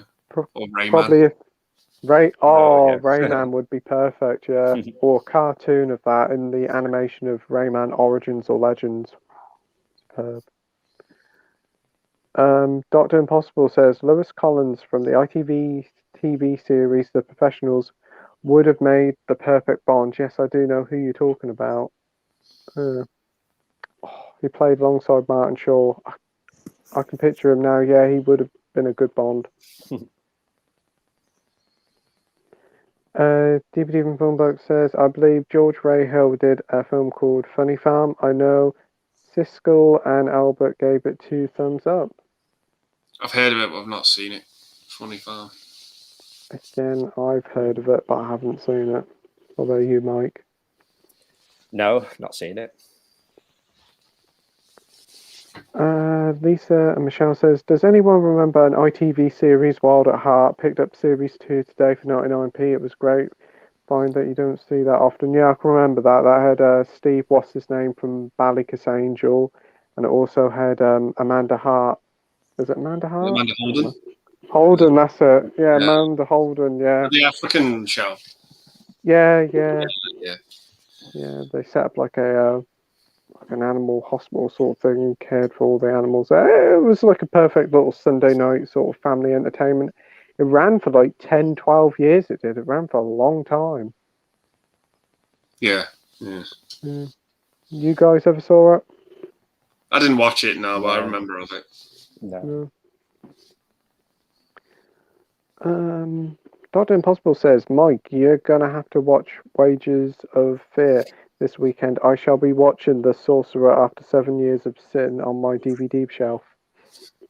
Yeah, I think in my last video I talked about film Sorcerer, and I just had so many people commenting saying you need to watch Wages of Fear. So yeah, I will have to get around to watching that one.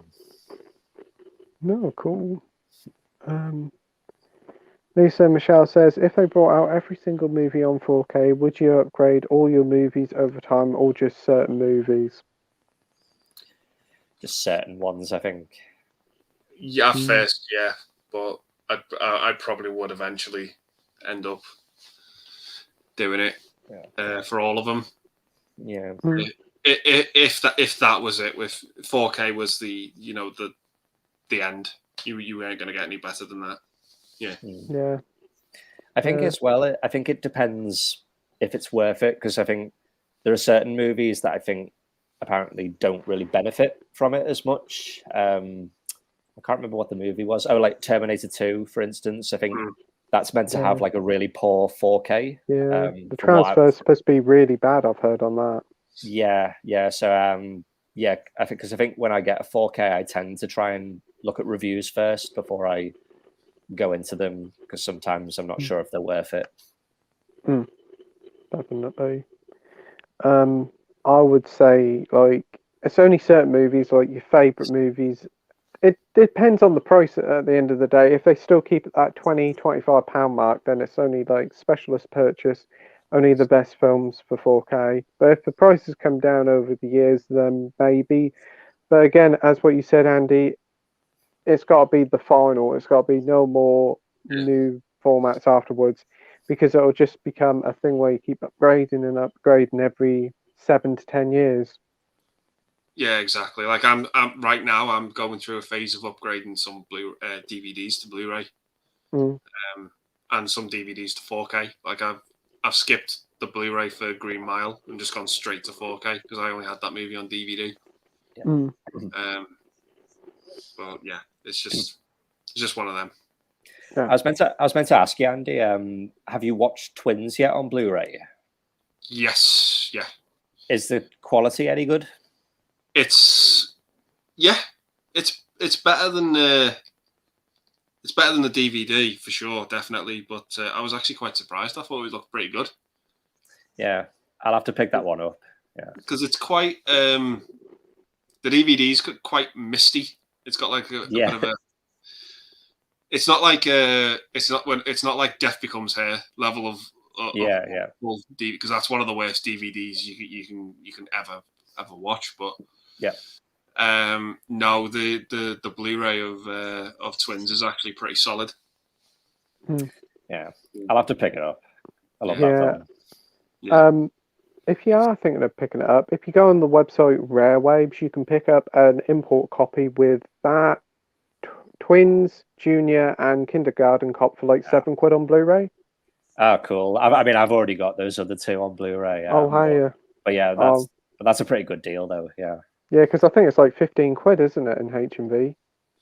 Something like that. Yeah.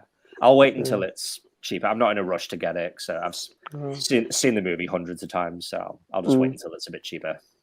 Yeah. I'd get Junior on Blu-ray, but the Arnold baby scares the shit out of me. Yeah. I got that the other, like, not too long ago, and yeah, I mean, it's not a great film, but no, I do have a soft spot for it. I can kind of enjoy any Arnie film, to be honest. It has the Arnie Danny DeVito chemistry going for it. Like, but I still just don't like that movie. Yeah, what it is. Yeah, it's a very out there film. I remember watching it as a kid, and I was like sitting at the TV, so confused as a child. It's like Twins and Kindergarten Cop are two like very extreme movies in terms of the story, but I just think Ivan Reitman took a step too far with Junior. Like, it's just the concept's ridiculous. Like compared to Twins, it's just like I just think he took a step too far. Definitely overboard there. Oh yeah, there's one question I'd like to ask you. As you two both collect 4Ks or do get 4Ks, I notice with a lot of 4Ks now, you're only getting the 4K, not the Blu-ray disc included. What do you guys think of that? I think it's a bit shitty, if I'm honest. I know. It's just like you've got the 4K, you won't watch the Blu-ray over the 4K unless it is a really bad 4K transfer. But I don't think it's great. If I'm honest. I'm actually not too sure if I can't remember if the Green Mile set has got the Blu-ray in it. I'm not. I can't remember. I have to double check. But there's a 4K I picked up recently, and it didn't have the Blu-ray in it. Really? Yeah. Yeah, because I noticed like the Arrow sets, or they're just 4K only now, and then you've got like Shooter that come out this week. In the Line of Fire and Smokey and the Bandit are all just 4K only, and I'm like. It's okay if you lower the price a bit, make it 17 quid or something, but don't charge full price. Yeah. The only other one I've got which doesn't have the Blu-ray in is the Dawn of the Dead set. That's the only other one I own that doesn't have the Blu-ray. DVD from Filmblock says, saw a video by Wisecrack, I think, on the evolution of Bond, and they skipped Lazenby and Dalton to push the Craig was the first serious Bond narrative. No, I disagree with that. Same. Yeah. If you're skipping the Lazenby and the Dalton films, you're skipping out on 3 great films. Yeah, you don't have the Craig movies without the previous ones, so don't skip on them as a complete disservice. Yeah, I agree. Soph says to Lisa and Michelle, I used to love that show. Lisa and Michelle says, did anyone pick up the 4K set of American Werewolf in London? The poster inside is amazing. Yeah. I've already got the Blu-ray box set, and I think it's exactly the same. It's just the disc that's different, I think. Yeah, so I'll probably just stick with that. I've heard the transfer is pretty good. That is a little bit lazy from Arrow, I think, just to change the disc. Yeah. I think they probably needed to do something a bit more because they just still slapped a bigger price tag on it. Yep, I agree. But yeah, no, I didn't get the 4K one, but I've got the part of the VHS range. That's how I've got it. But, yeah. I have the Universal Blu-ray, but I might pick up the Arrow one when it comes on sale. But I watched John from Mondo Chalovec's video of it, and he had the 4K and the Blu-ray one. And if you did not notice that 4K sticker, you'd think they're both the same versions. Yeah. There's nothing to separate them. You got Candyman and RoboCop both coming out later in a couple of months' time on 4K, and they're exactly the same. Just the 4K disc. They should put at least new artwork, new special features, or something in there to distinguish it from the others. Yeah, it's just really lazy, I think. Yeah.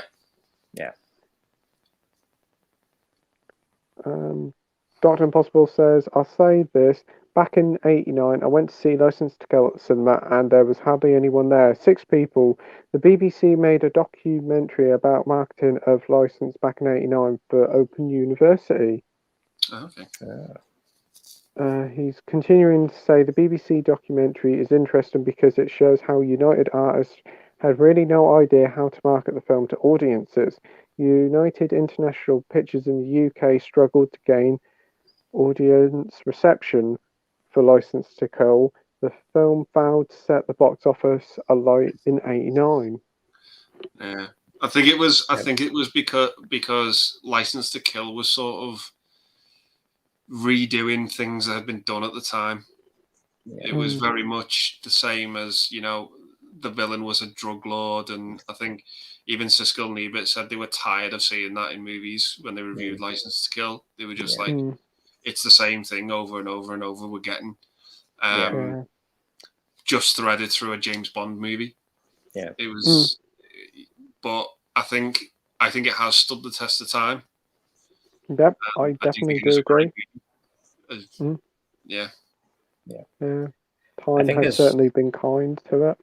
Yeah, and I think it was released like during a very busy summer when they had like Lethal Weapon 2, Ghostbusters 2, Batman. I think Back to the Future 2. It was just a really busy summer for movies, and I think it didn't help. And I think after that, I don't think they released a Bond film in the summer. After that, I think they all moved them to like Christmas time. Yeah, I think you're right there. Yeah, because they've all come out around about Christmas time. Yeah. Also, I'd say probably another reason is because it was like a 15 rated. That's probably another reason why it failed at the box office. Yeah.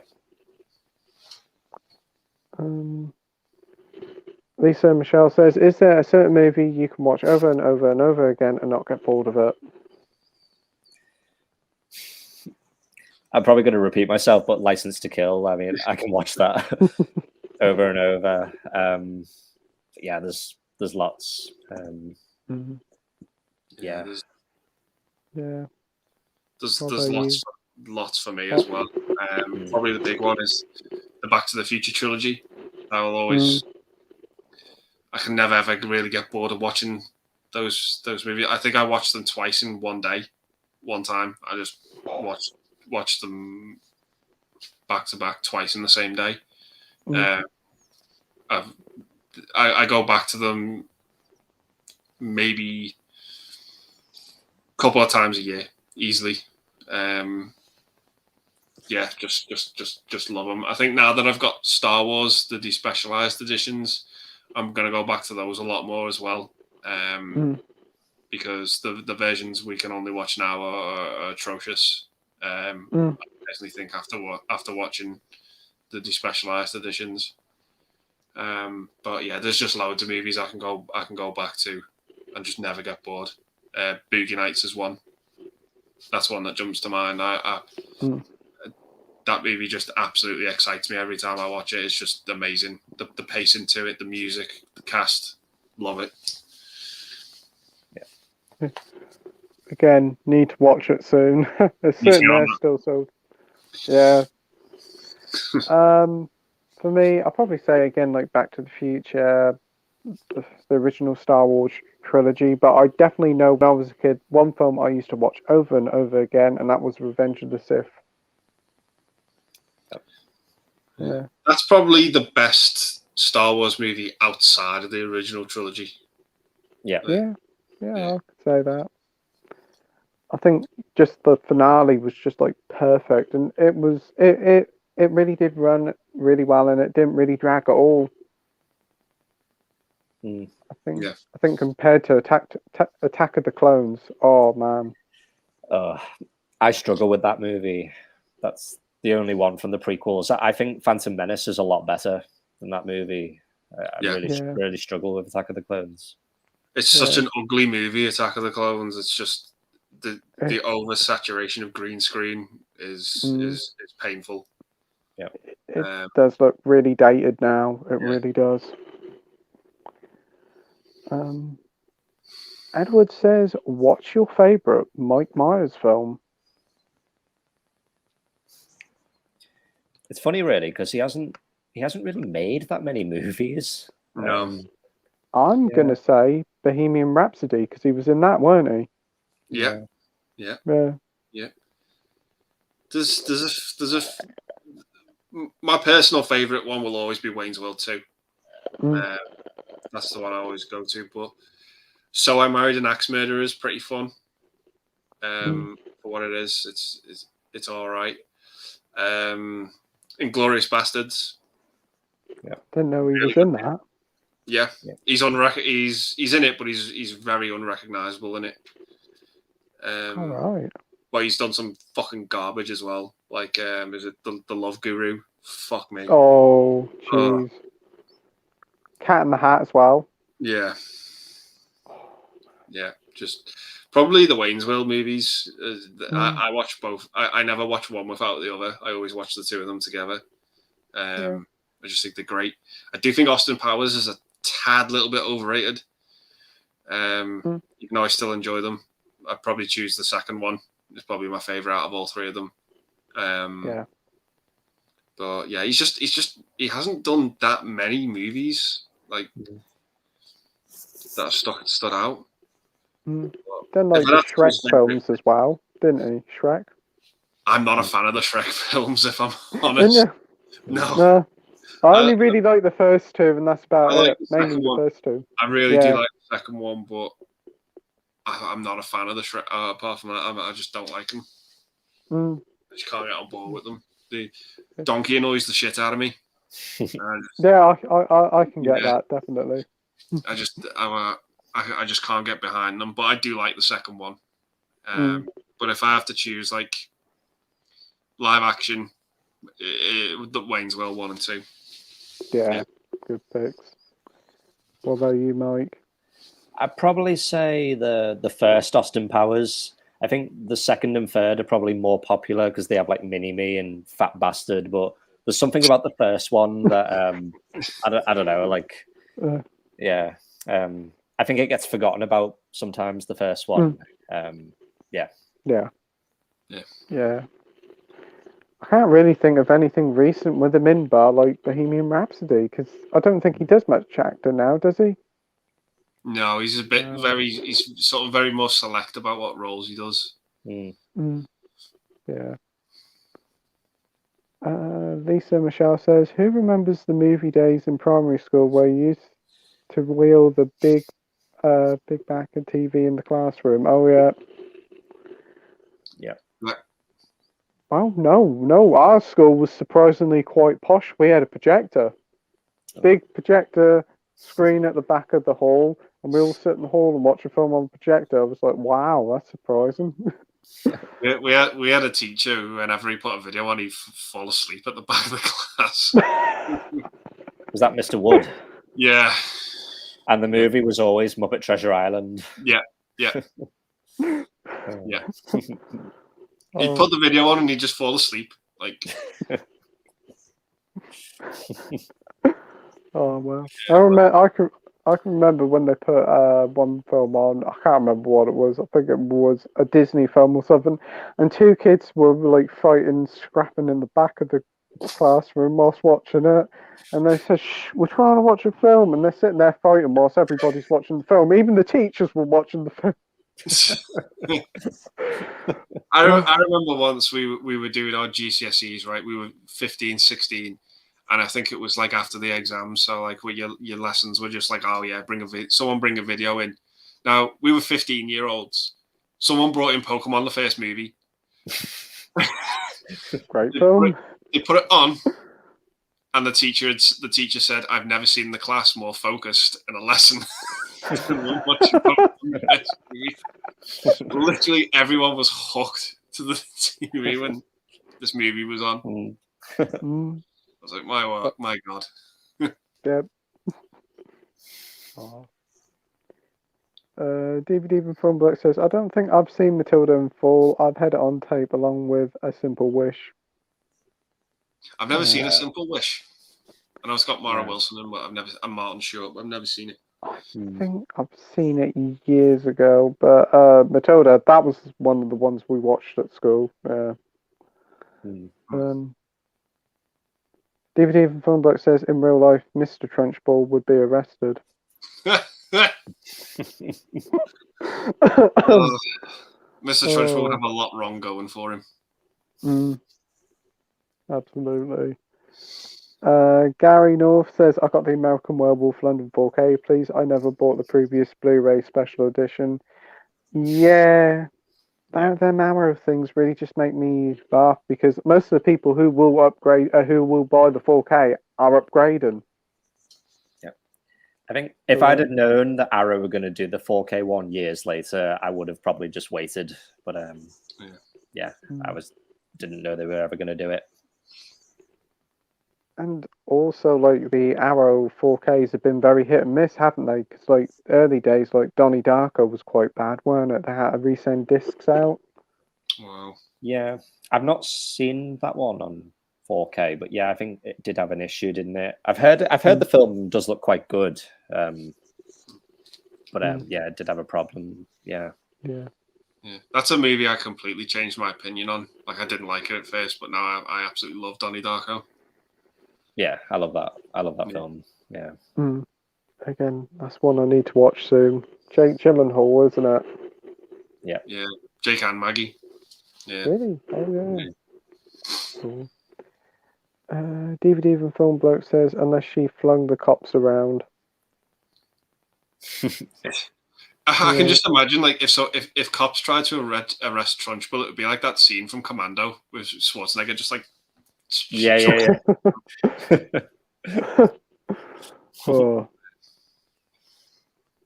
Dot Impossible says, have you guys ever seen a rather taut and partially forgotten thriller called Primal Fear?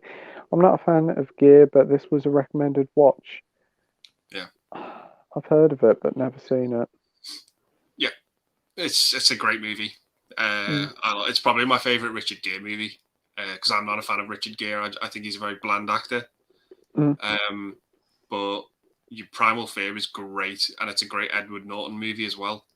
So it's pretty much like Edward Norton's got like schizophrenia, but he and like I think he's on trial for murder, and Richard Gere's like the lawyer, and it's hard to get into, but the movie's got a great twist at the end of it.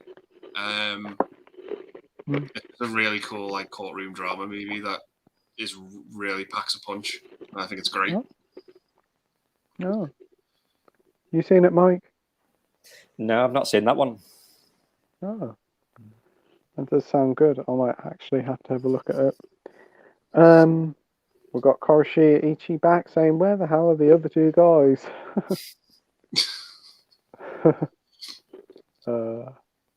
Surf says, they knew you were coming. Haha. Lisa says, they should bring back My Parents Are Aliens. That was my childhood right there. Oh, I used to love watching that. That was good. Yeah. Carol says, that makes sense. Seth says, used to love watching that on CITV. Yeah, used to come home. That used to be on about 4:30, 5 o'clock every night. Yeah. I think they put it on SNTV Live for a bit. Yeah, I think they did. They still repeated it. They moved like in the later series and had different kids, didn't they? I don't know whether you guys watched it on the final few series. No. Lisa and Michelle says, I picked up the Looney Tunes series today in the 4 for £1. I'm giving away spoilers for my next video, lol. Ooh, I'll look forward to watching that, Lisa. DVD Film Bloke says, some days you just can't get rid of a bomb. No. Oh. Dr. Impossible says Brosnan was solid in GoldenEye. It's the only Brosnan Bond I can actually tolerate.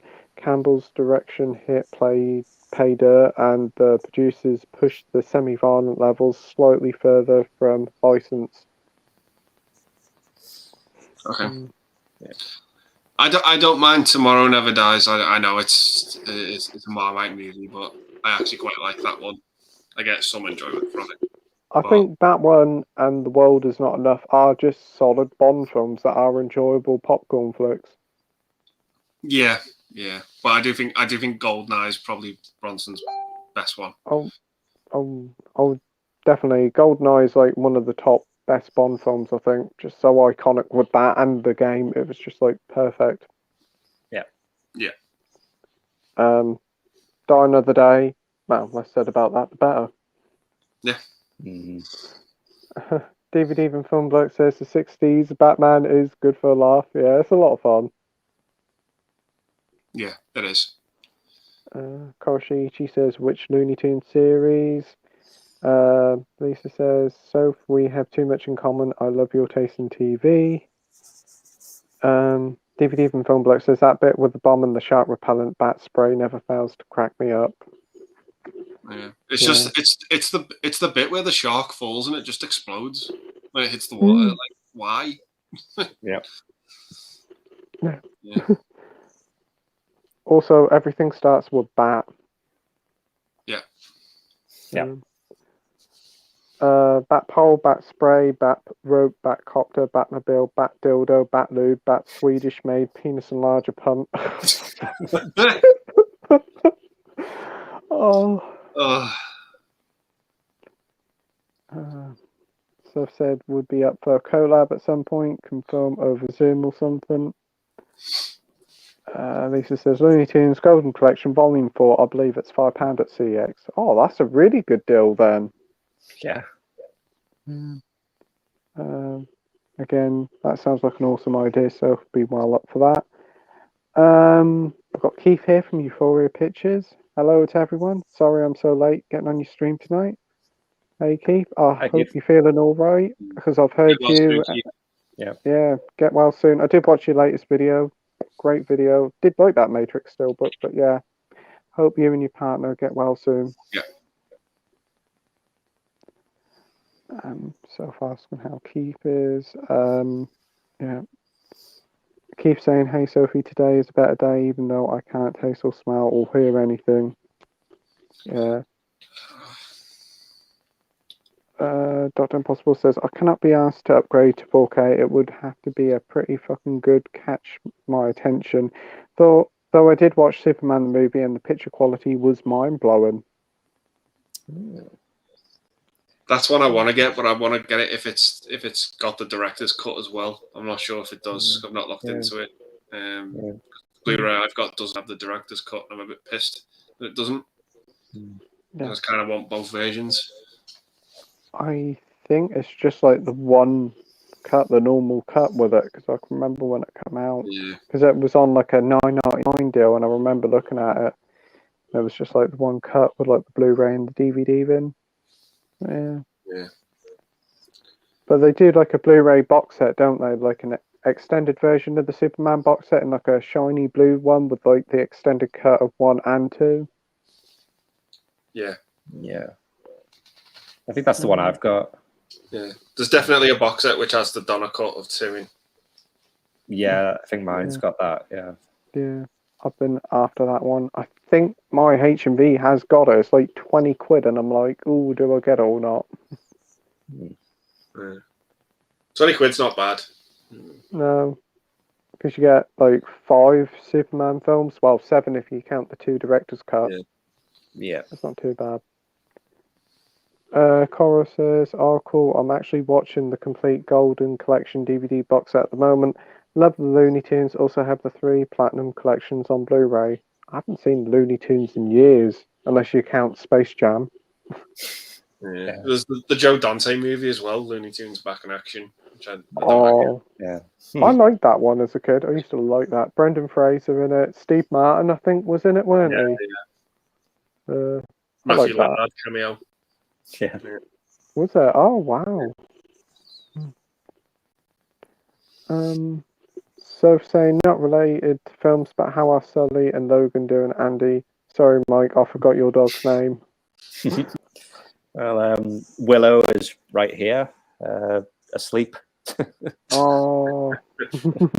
Yep.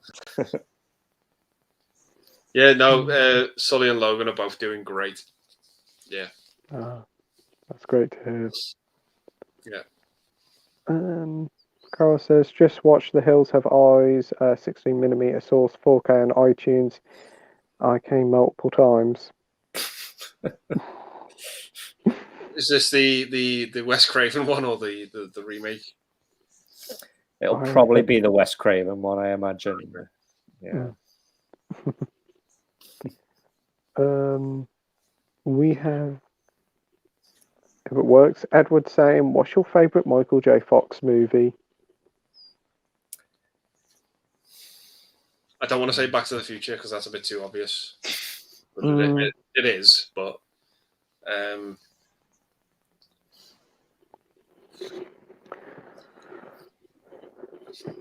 I'll probably say Casualties of War. I do quite like that film. Yeah, that's a movie I watched as a kid. I probably shouldn't have watched it as a kid, but I absolutely loved it as a kid. I watched that movie quite a few times, but as an adult, I'm like, what the hell was I thinking? I can't watch that movie at all. Like now, it's too rough. Yeah, the middle part of it is pretty rough, and Sean Penn's such a dick in that film. He's just a piece of shit in that film. Like, yeah, but I just like how it goes, and like what Michael J. Fox's character kind of goes through to kind of, without spoiling too much, get justice. Yeah, I think he goes through some fucking shit in that film. Like, oh my god. Yeah. Oh wow. Because that's on the premiums, isn't it? But you can't really get that on the premiums now. Yeah. When I got Running on Empty, and when you get like the poster and all that, there was a leaflet that listed all of the every single premium, and that one and a few others. It said next to them out of print. So yeah, I think it's quite hard to find. Oh, that's a shame. Yeah. It's just it's such a rough movie though. But I probably have to say maybe the Frighteners, Secret of My Success. I really like, and I'll throw in Mars Attacks as well. Oh yeah, I forgot about Mars Attacks. Yeah. I've always wanted to see that. I've never seen that, but it looks good. Got a great cast in it, hasn't it? I watched it on Blu-ray, and it probably has my favorite ever Warner Brothers logo, where you see the ship in the background. Yeah, and the opening stuff with the fleets is incredible. When you just see like the cast's names just pop up in that film, you're just blown away by like the amount of people in it. Yeah. I watched it at the weekend, and I just thought it's great. It's a lot of fun. That's another film that when I say I like that, I get a lot of people who they just don't get it. Because I know a lot of people who hate that movie, and they can't understand why I like it. Yeah. Like that is the movie that is so difficult to talk about without spoiling it, because so many people die in that movie. It's just it's just ridiculous. Like without going into it, but it's just insane. Yeah. Definitely one I've always wanted to watch. Is it a Tim Burton film? Yeah. Oh, I've always thought it was. For me, my favourite Michael J. Fox film, bar obvious, is probably Stuart Little. Oh yeah. Okay. I used to love that film as a kid, and I did watch it last year, and it definitely has dated, definitely the CGI, but it's always got a bit of nostalgia there. Yeah. Lisa and Michelle says, I want the Children of the Corn set. I think I'll wait for it to drop to a decent price. Yeah, and Arrow sales coming in a matter of weeks, so I would wait until then. I would imagine that'll go down in that, because that's been out for a little while now, hasn't it? Yeah, I know it's gone down in price on Amazon. It's not. What is it? I think it's like about £40, which is okay. I mean, to be fair, it does look like a really nice set, but I just don't like that movie. I've only seen the first one, and I'm not really a fan, and I can't imagine the sequels are any better. So I just haven't really been able to justify getting it. Yeah, and another thing with that is that like the Battle Royale is supposed to be a 4K set, but only one film's in 4K. Yeah, it's a little bit misleading, I think. Yeah. Dr. Impossible says, I saw Rear Window on 4K at a friend's house. Stunning depth of colour and stunning clarity. I might be tempted down the road, but I'm an old git for changing over to a further upgrade to format. Yeah. I wish they'd with the Hitchcock 4Ks, I wish they'd release them separately. I know they've done like Psycho and maybe one other, but I think if you want to get them, you have to buy those box sets that have like the films in, and I don't really want to buy the box sets. I'd rather just get them separately. Because like one that I'd like to get is Vertigo, because I've heard that's meant to be really good on 4K. But the only way to get it is to buy that box set. Yeah. I see they've announced they're doing a Volume 2 box set of Alfred Hitchcock films. Yeah. Which is good. But again, it'd be better if they did them separately as well, so people can pick and choose the ones they want. Yeah. Lisa Michelle says, Stuart Little is my favourite Michael J. Fox film. And Soph agrees. And we've got Kaz here. Hey guys, hey Kaz, hope you're doing well. Thanks for joining. I just have to put somebody in timeout because they were. And now we've got Lisa here saying, "Is there a movie that you know word for word and you just mouth the words in your head?" For me, it's probably Dumb and Dumber. Yeah, I think I know every word of that, and maybe the American Pie films. Like, I think maybe the first two. Yeah. Probably RoboCop. Yeah. You just know every line that's coming. It's maybe the Full Monty as well. Oh yeah. Yeah, like quote that till the cows come home. Yeah. I don't know. I think for me, probably a film that I've watched so many times that I do know word for word is probably the first two Pirates of the Caribbean films, because I used to watch them on endless loop. Yeah. Again, Lisa Michelle says, "So have you watched Courage the Cowardly Dog and the Scooby-Doo movie?" Oh, I can remember Courage the Cowardly Dog. That was that purple dog, weren't it? Yeah. That was quite dark for a kid's show, weren't it? Yeah. Oh. And the Scooby-Doo movie, I like the first one. That trailer for the first film that you put on the group chat, such a good trailer. Yeah. Really good trailer. I remember seeing that trailer in the cinema and thinking it was a Batman movie. Yeah. And then I was like, oh, what the hell? Yeah, I was like that. I was like, oh my god, is this Batman 5? Like, I was like, oh. Yeah. Wow. Dr. Impossible says, I think Andy License was viewed as too violent. The film gained a BBFC cert 15, and Dalton didn't sell well in the US. After that, tomorrow I shall watch License. Back to Mexico with Taylor Schwa. Yeah, I think it just took that step further with its violence. License to Go. I'm glad it did, though. Yeah. I still say parts of it is probably the most brutal Bond has ever been. That whole thing with the head, and the bit that happens to, is it Benicio del Toro? Yeah. One of the best Bond villain deaths as well. Yes, I do agree with the lighter. Yeah. Oh. I've just clocked Felix Leiter and the fucking lighter. Yep. Yeah. I've just fucking clocked that. Yeah. Yeah. DVD and Film Bloke says Attack of the Clones makes paint dry look more entertaining. Seriously, fuck that movie. Yeah. It's a struggle to get through. Do you know one thing about that Attack of the Clones? I remember when I saw it for the first time, you know the bit when Yoda gets his lightsaber out and starts fighting with Dooku? I remember when Yoda was pulling his lightsaber out, I was like, oh my god, we're going to see Yoda fight with his lightsaber. But then as soon as he started fighting, I was like, oh, it just looks ridiculous.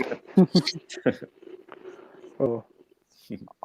I can remember watching Attack of the Clones for the first time. It was on ITV. It was on with adverts, so it was like 3 hours long. The adverts were more entertaining than the film. Yeah. Oh. So says, no, haven't. Is it good? Yeah, Courage it is good, but it's definitely dark. Lisa Michelle says, I don't know. I haven't seen it either, though. I really want to. I think Michelle has bought it for me for my birthday because she keeps telling me not to buy it.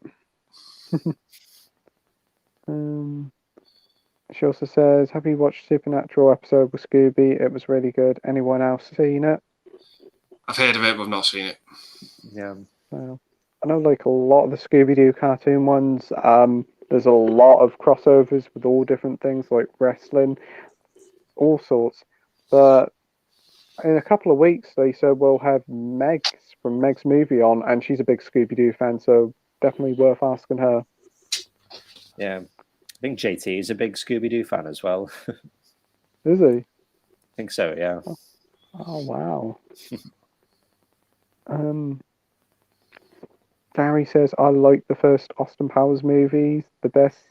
There you do. I know you are not, but there you are. I'm confused.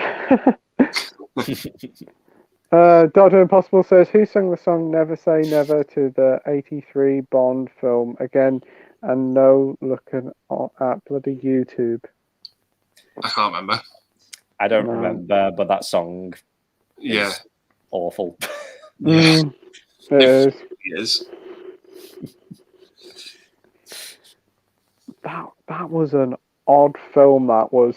It's an unofficial but official. Oh, it's just a strange thing. Yeah. It's just weird. When I think the first time I watched it, I think I was with you, Mike, and I think we were with Rich as well. And it started, and I was like, "Is this fucking Commando?" Yeah. I was like, "Is this Commando with Schwarzenegger? This movie is ridiculous." Yeah. Yeah. I just it was just insane. Yeah. I loved it as a kid, but I watch it now and I find it unwatchable in places. Yeah, it's weird. Doesn't he do like a horse dive or something like that in it? Like jumps off a Oh, yeah. There's like a love scene in it which is horrendous. Like, on the boat. On the boat. Oh, yeah. Gee whiz. Oh. Lisa and Michelle says in our primary school it was either Art Attack or Lion King. Those were the days. Oh, Art Attack! I remember watching that. The head always kind of scared me as a kid, like the talking head. And he always did like an attempt at what Neil had done, and his was shit because he was just a head. Oh, I might actually look on YouTube tonight at Art Attack now. Oh. Karashi Ichi says Fleetwood Mac.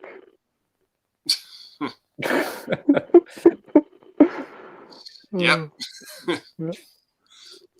So it says UK Art Attack and Smart were my jam growing up. Yeah, definitely agree.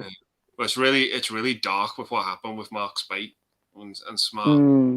Like, yeah, I miss him so much because he was so entertaining. Yeah, he was the main reason I used to watch Smart. He was always so entertaining on there. Such sad what happened there. That's something that you'd probably, if he was in this country, that's something you'd expect like Grim Life to cover.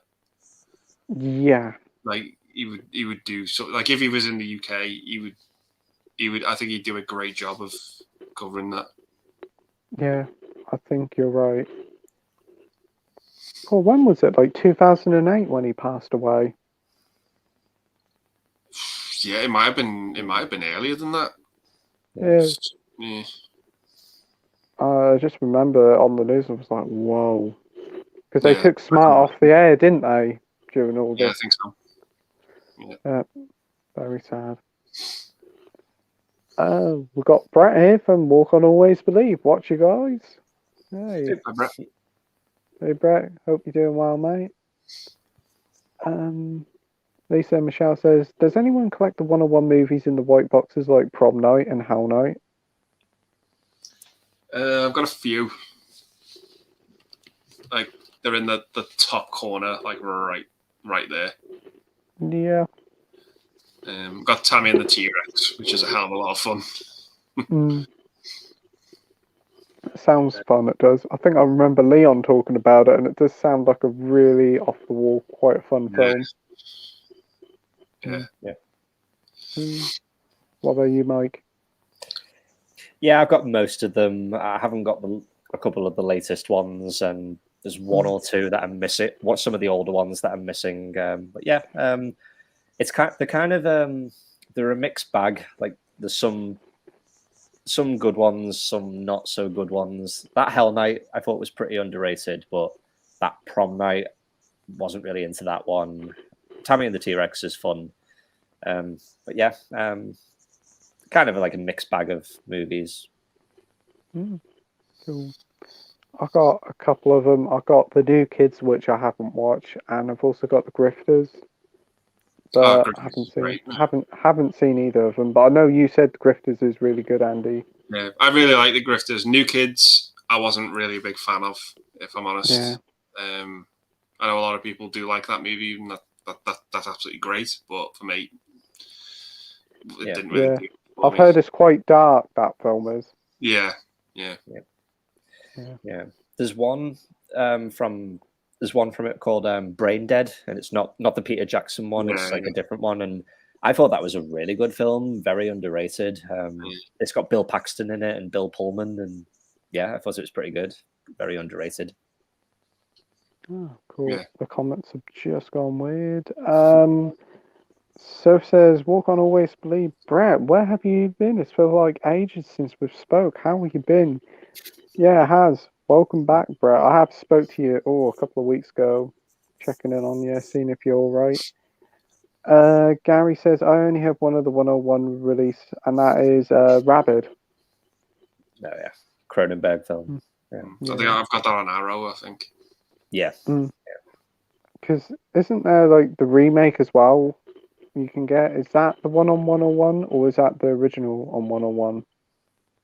I think 101 did do the remake. They have released it, but just on their like standard Blu-rays. Yeah, but I've not seen the remake.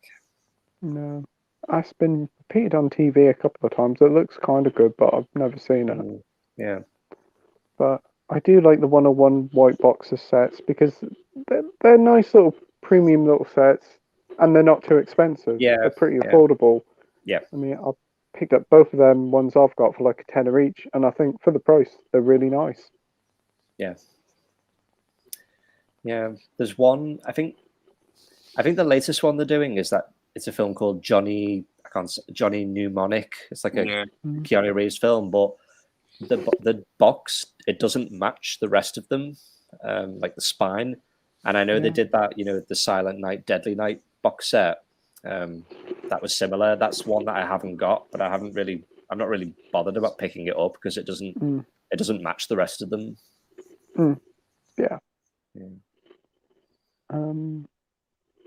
Dodge Impossible says, "Try watching The Nightcrawler. What a film, and what a sick night in Los Angeles." Is that Jake Gyllenhaal one? Yeah, I'm guessing it's a good film. Yeah. It's sitting there staring at me. It's in the box over there. I keep meaning to watch it. It's probably my favourite Jake Gyllenhaal movie. Yeah. And I always forget Bill Paxton's in it as well. Yeah. Brett says, "An Austin Powers and Fat Bastard joke I like is, did you just saw yourself? Maybe did sound a bit wet, didn't it right at the end? Smells like carrots and thrown up. Smells like hot sick. Haha." It's not about Fat Bastard. He's just hilarious. Yeah. Definitely. Just a bit on the second one where it just cuts to him in bed with Heather Graham. Oh yes. Yeah. He's just so grotesque. Watch yourself. Been busy lately. Right. TBD Even Filmbook says, "I've got this mental image of Miss Trunchbull picking up a police officer and throwing him into a police car, which explodes."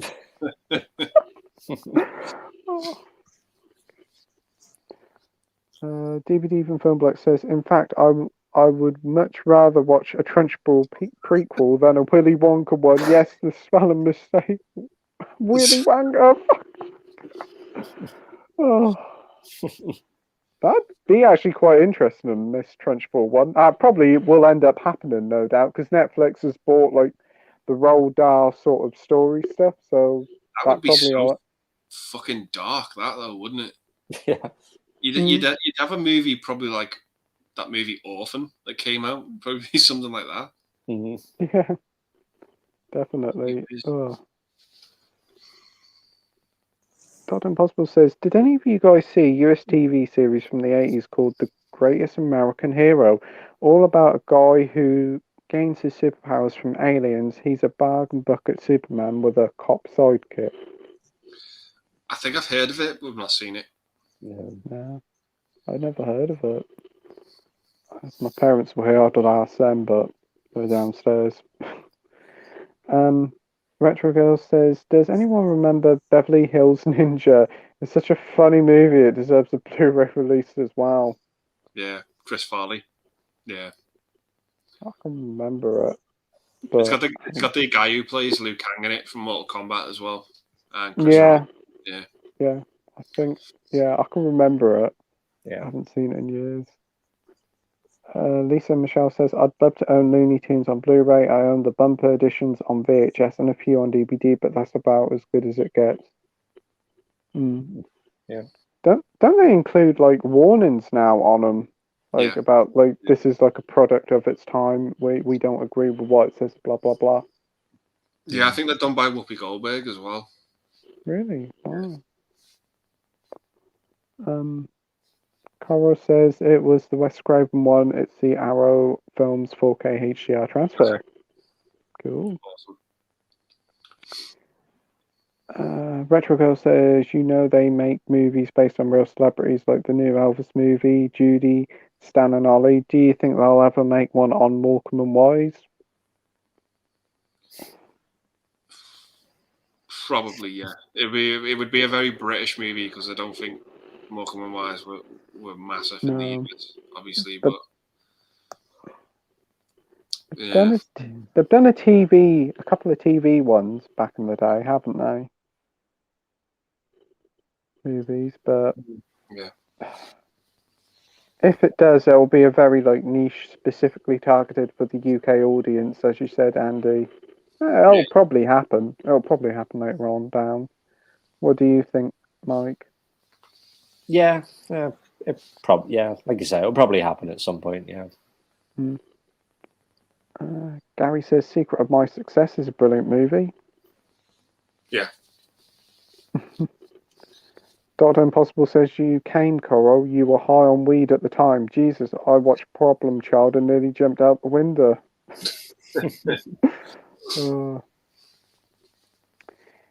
Coral says you can get the Looney Tunes Platinum Collections 2 and 3 from Amazon Germany for €10.50 a piece. That's a fucking steal. I have those myself. That's a good price. Cora says, yeah, I came hard because it looked so good at the 16mm source low budget movie. Lisa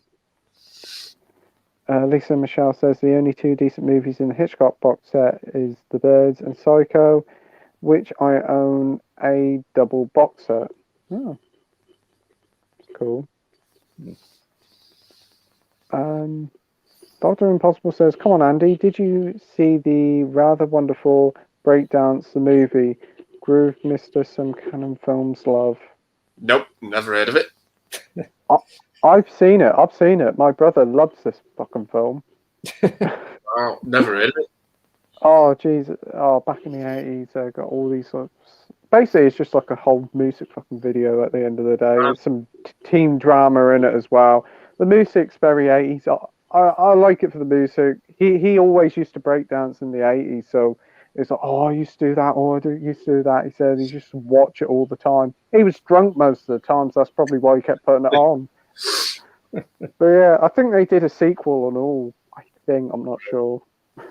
You seen it, Mike? No, I've never heard of it. Oh. Dr. Impossible says the secret of my success has a great 80s soundtrack. Shame the film didn't do that well at the box office. Yeah, it's a shame. I just don't. I think Back to the Future just sort of like overshadowed a lot of stuff he did.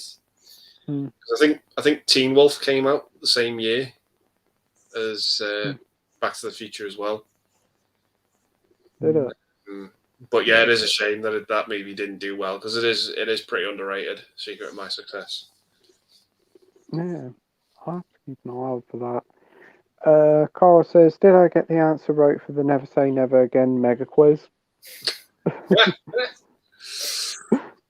Dr. Impossible said, no, Coral. I bet the Three Amigos won't get it either. Nope. Oh. David says, my favourite film for Michael J. Fox is Teen Wolf. Yeah, that's a good film. Yeah. Edward says, have you guys seen the film Young Rock? Oh, no, the TV series Young Rock. That's about Dwayne Johnson, isn't it? No, I've not seen it. Not heard of it. No. I didn't really know anything about it. Just that it's got a Blu-ray and a DVD release coming soon. That's all I know about it. Yeah. I think it's quite an old TV show. I think it's like about 2 or 3 years old. But Carl says, God damn it. Dr. Impossible says, Lanny Howell sung the song to Never Say Never Again. Michael Legrand's film score is absolutely terrible for the film, considering Barry was producing that year the score to Octopussy. Yeah. Yeah. It's insane that it was directed by Ivan Kershner as well. Yeah. It went head to head with Octopussy, didn't it? Yeah, Battle of the Bonds. Yeah. Cora says, are you sure it's not Fleetwood Mac? And Dr. Impossible says, no, Lanny Howell, itchy bum.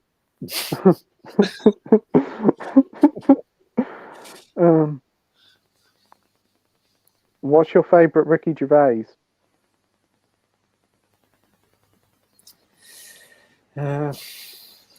Honestly, I'm not really a fan of Ricky Gervais.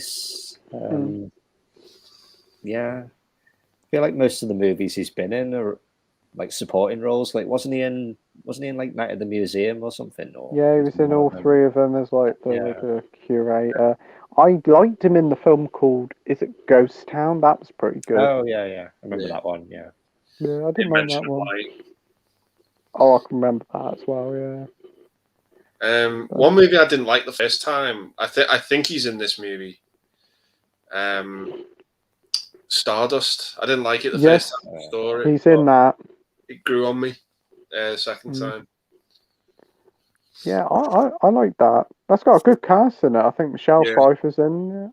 Robert De Niro. Yeah.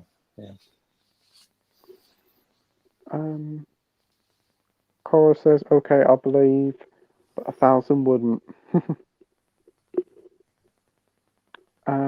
Lisa Michelle says, God, Ricky Gervais is awful. His humour is so forced, I think. It's fair enough, yeah. Yeah, they say that this new TV series, Afterlife, is really good, but really quite depressing. Yeah, I've heard that. I've heard people at work talk about it, and they just say like they can't watch it because it's just like it feels like too real. Yeah. I've seen bits of it, and it didn't do anything for me. Yeah, I know Soph's seen it and she loves it, but she said like it's really upsetting. Yeah. DVD from Film Book says, I have the perfect name for Miss Trunchbull's prequel, Trunchballs.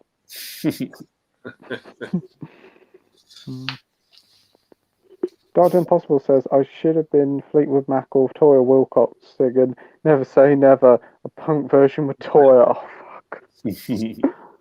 Oh, fuck. Cora's asking Dr. Impossible, do you have a big white beard? Dr. Impossible says Connery's hairpiece would have been on the beat some more of Toya.